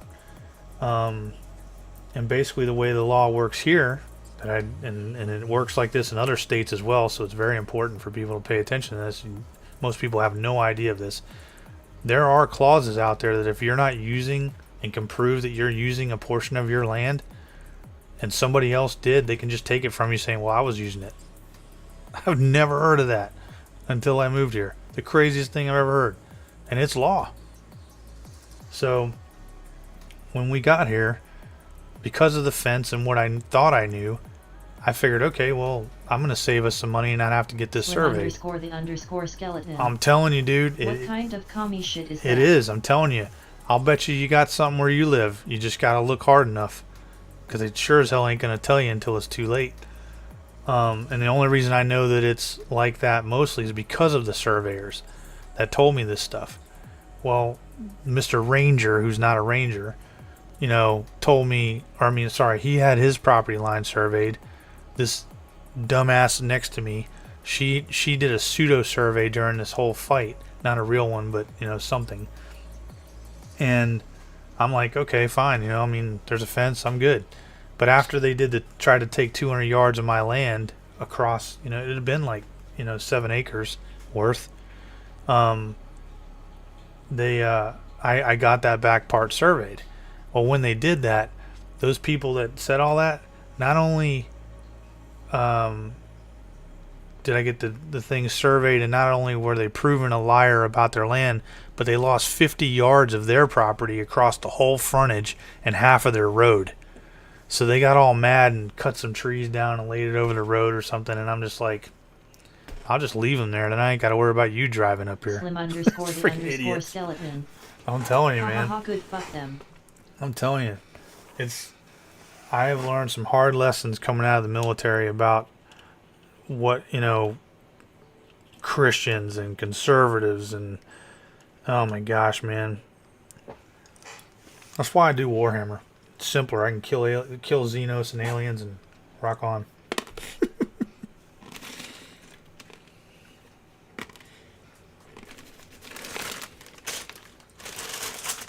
Now comes the part I can't stand about these Hormigons. And we'll see if it pans out. The Hormigons I put together earlier, which you didn't see actually, I don't think. These guys right here. These are very old. You can tell by the color of the plastic. These sons of bitches, man, they did not want to fit in the slot. They either didn't want to fit in the slot or they were too loose in the slot, which slowed me way down. So I don't know. Hopefully these newer ones I won't have that problem, but there's no promises. But this is the last 40 Hormigons, so hopefully I'll be done with these by tomorrow. And then I can move on to the gargoyles, and then once the gargoyles are done, I can move on to the big stuff, Carnifexes, Trigons, all that kind of stuff. Oh, that's the other thing. Crap, I can't do these yet. Forgot I gotta glue all this stuff together. You need to pay attention to which side. If you notice, there's, let me put it on the white here so you guys can see. One side is larger than the other. If you don't pay attention, you'll have most of your Hormigaunt hanging off the wrong side. So basically, whatever side of the Hormigaunt the strut is, you want the bigger part to the opposite side so he sits in the center. If that helps anybody.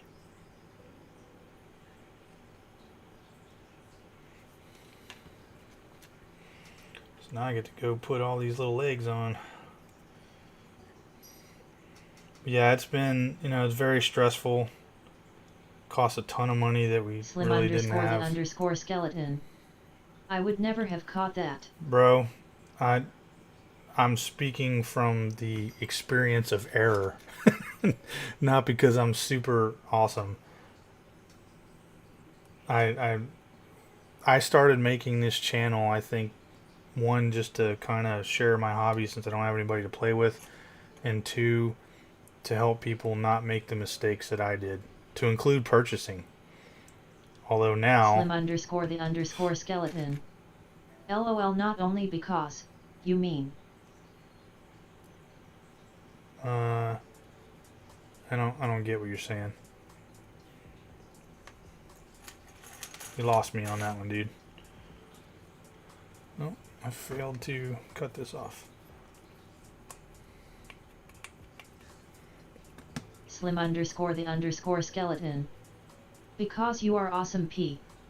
Oh, nah, man, I'm just some freaking retard on YouTube doing Warhammer models and talking shit to people on Twitter. I am looking forward to finally getting to start painting again. But I told myself, my wife is like, she even says, she's like, why don't you just start painting? I said, no. If I start painting, I will never get this stuff put together. And I want to have this stuff put together at least so I can play with it. I mean, I have no delusions of grandeur that I'm going to a grand tournament. And I do have 2 smaller armies that are painted, but, that are enough points. But the way I've been watching the tournament scene, no offense to any of you guys that are match players and stuff, but I just, fuck that, dude. Slim _ the _ skeleton. LOL, do you paint before you assemble or after? After. I'm literally putting every model in my collection together. Have you seen my first video I've ever done?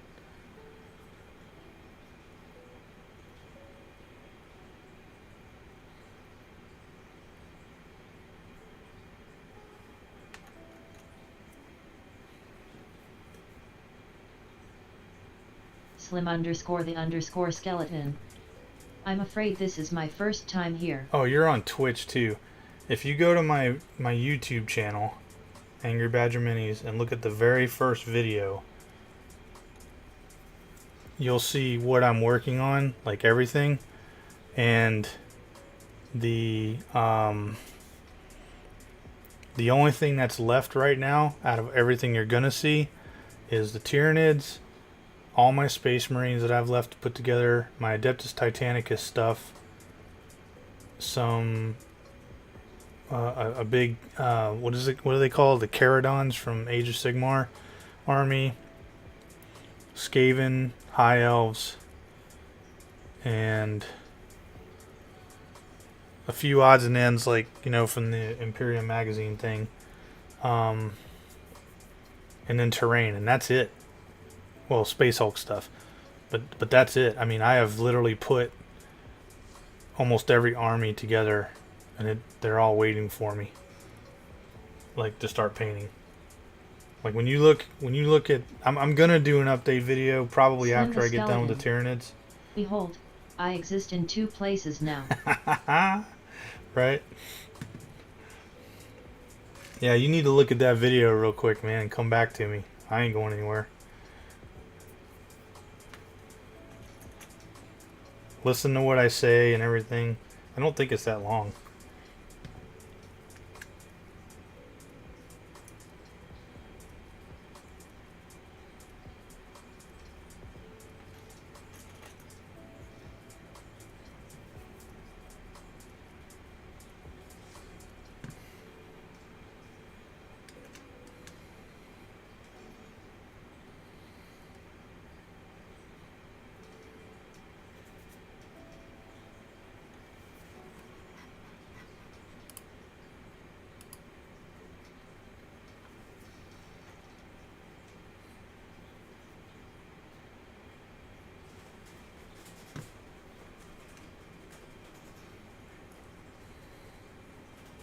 Slim_the_skeleton.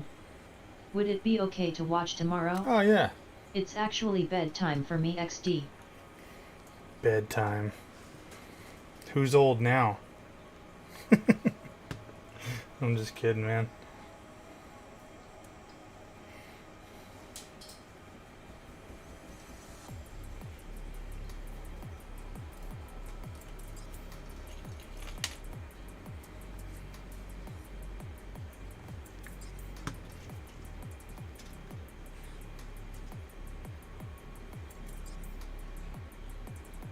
Slim_the_skeleton. Haha me every time I bounce around inside my work truck like I'm Gemma Jameson. Well, when I'm on my tractor, I understand. It beats the hell out of me. And I'm not even like planting fields. I'm just moving some stuff. Slim_the_skeleton. I can use your video to listen to while I cut the grass tomorrow. Well, it's not about listening. You gotta watch and see what's going on. You're gonna be like, what the hell?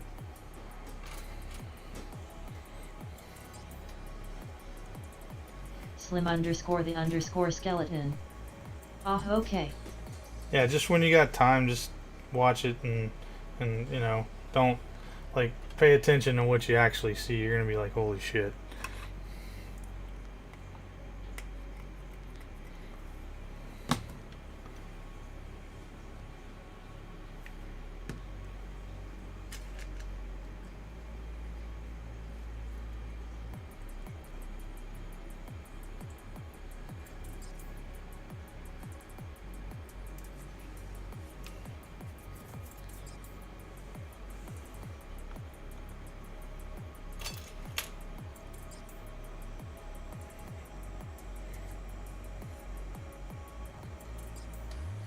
What the hell?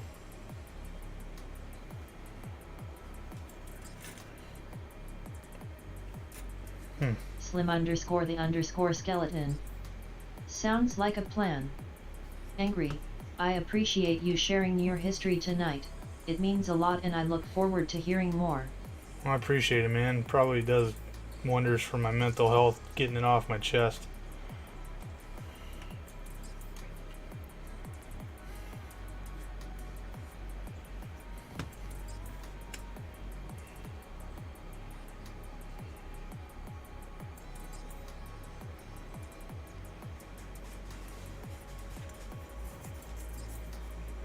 Slim_the_skeleton. Yes sir, I can imagine. You know my DMs are open anytime. Right on, man. Slim_the_skeleton. I hope you have a great night. You too, man. Talk to you soon.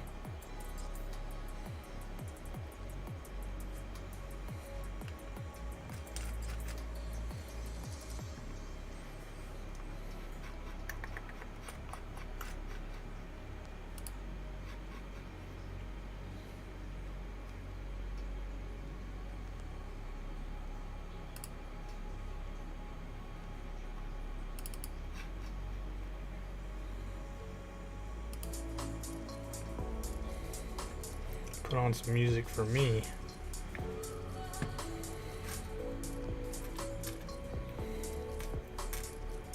Well, I'm definitely gonna get all these guys glued together, and hopefully, depending on how it goes, we'll get them all on a base. But I don't know. 12:15. Usually try to cut this at 1.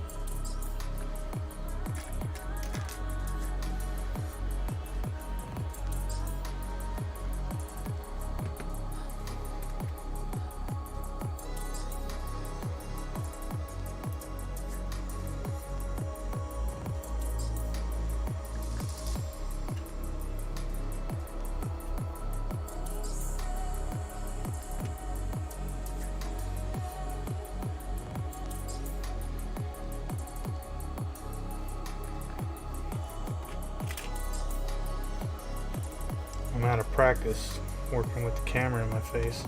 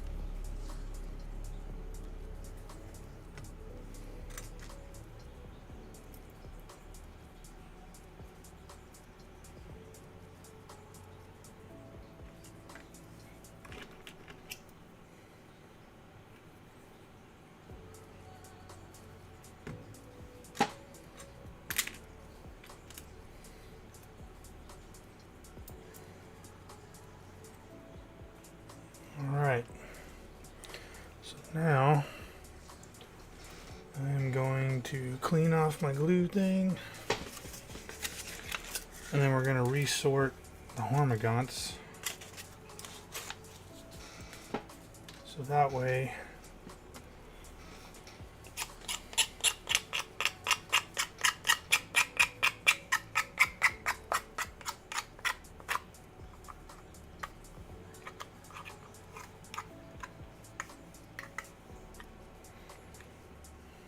we can position our bases correctly and we're not second guessing or screwing up.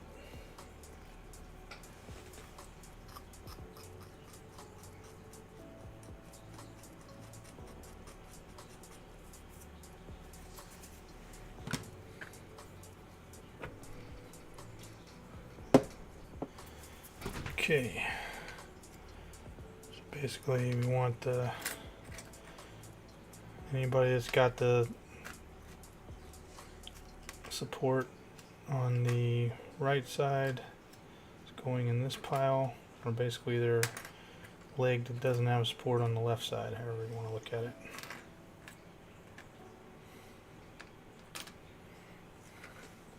It's like having a bunch of cockroaches that are dead.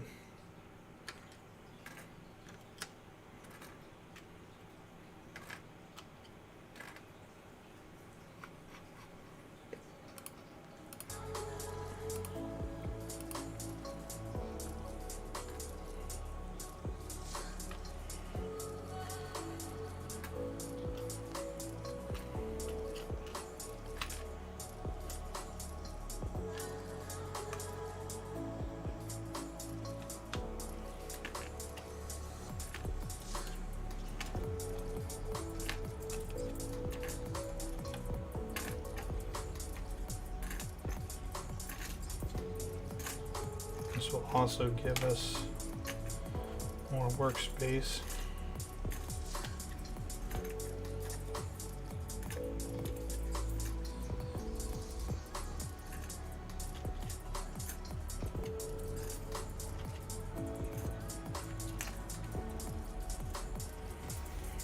Okay, now we're going to go through here and make sure all of our edges are clean.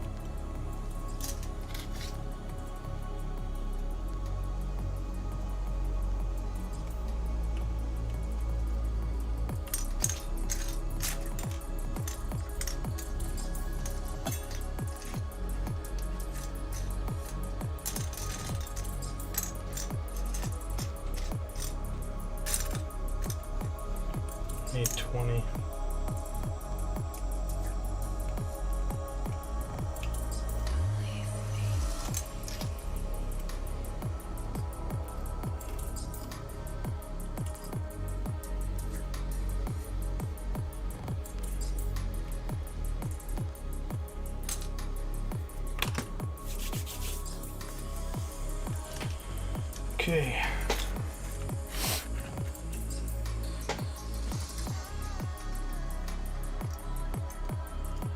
Again, you want to make sure that the bigger end of, or bigger side of your your base is on the opposite side of the plinth or stand of your model.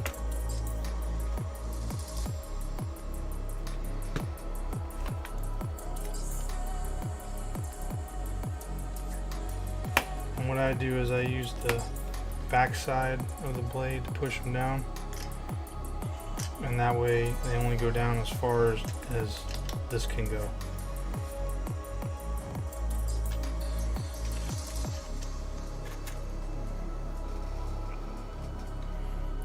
I'm really hoping that I'll luck out and these will all be solid sticks, not having to support them and stuff.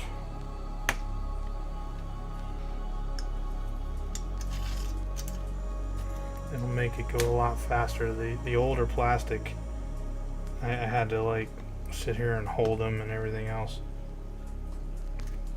And I probably could have got out some zip kicker, but just didn't feel like it. That's what I want to have happen. Just like that. And I'll be able to fly through these. But I'm sure it's gonna happen. Just like that. Right as I said it, son of a bitch.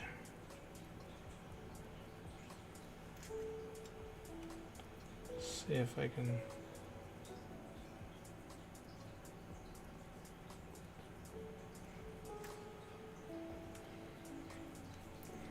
So what I'm doing is I'm laying it on its side, trying to keep it even on the bottom here.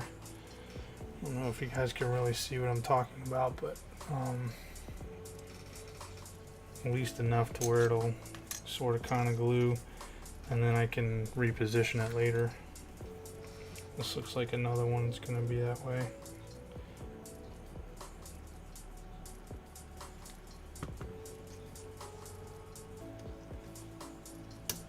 Yep.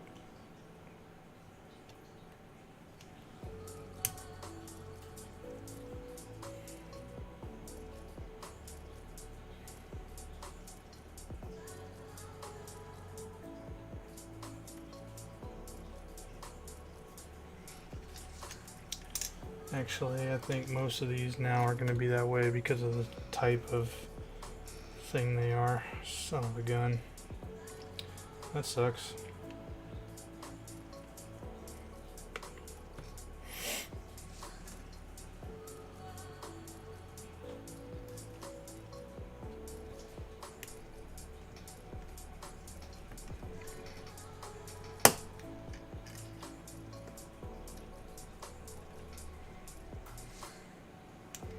Gonna have to shave the back off. Better to do it while you're trying to put it in than cut too much off. If you just saw how I did that.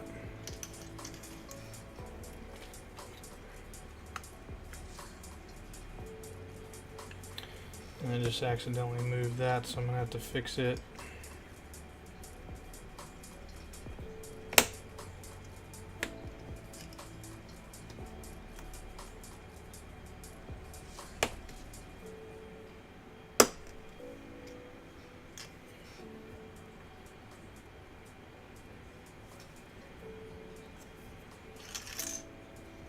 Damn.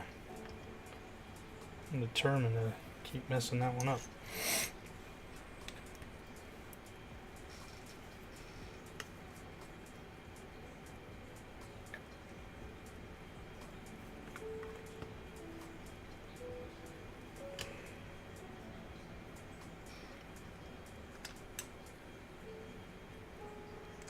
Damn, I thought we were going to get lucky with that one, but we did not.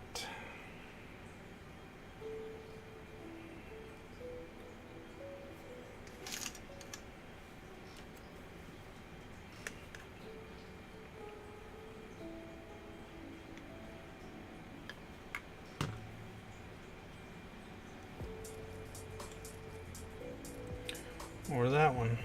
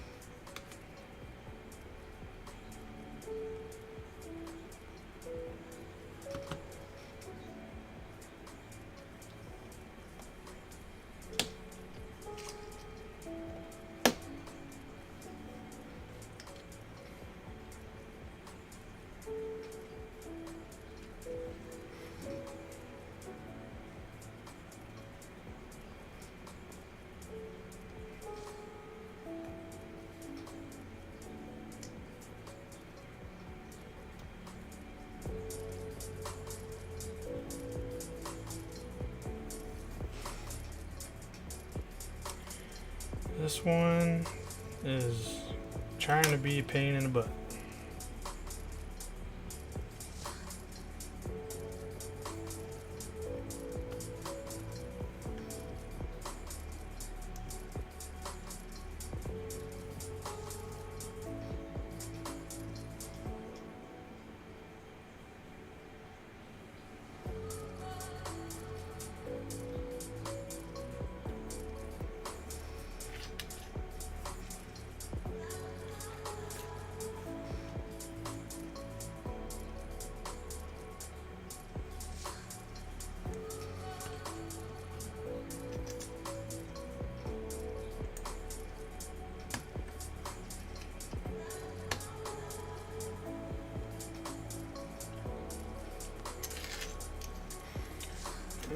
Here's another one.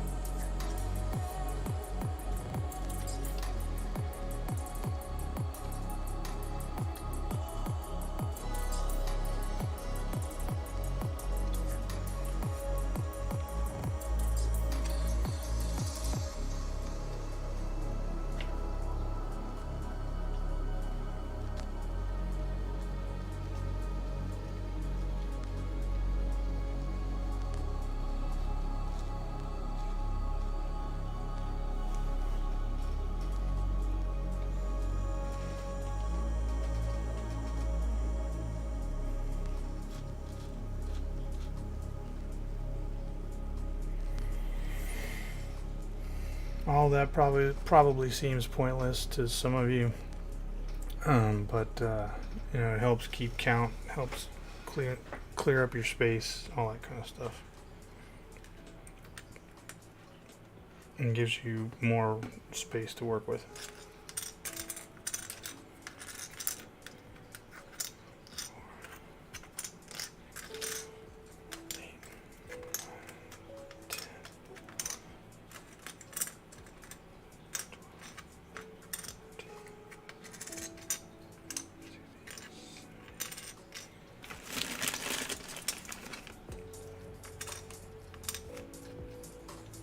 Okay.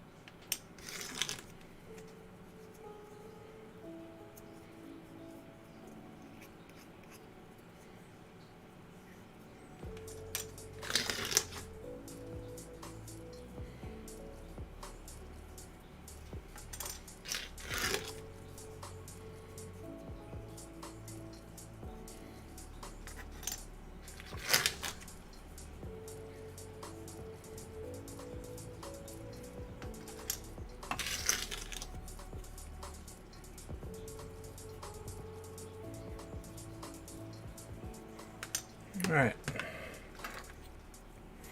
This time we're turning it away from us.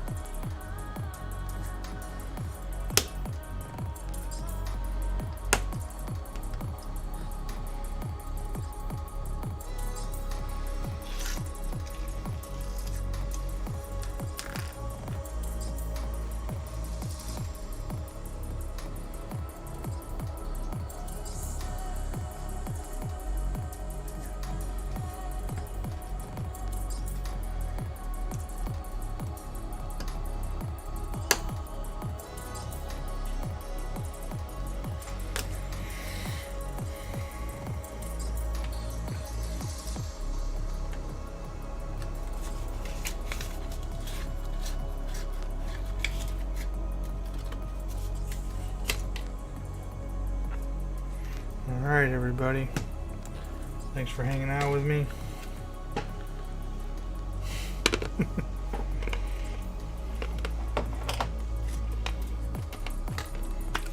And we'll catch you guys next time. So until then,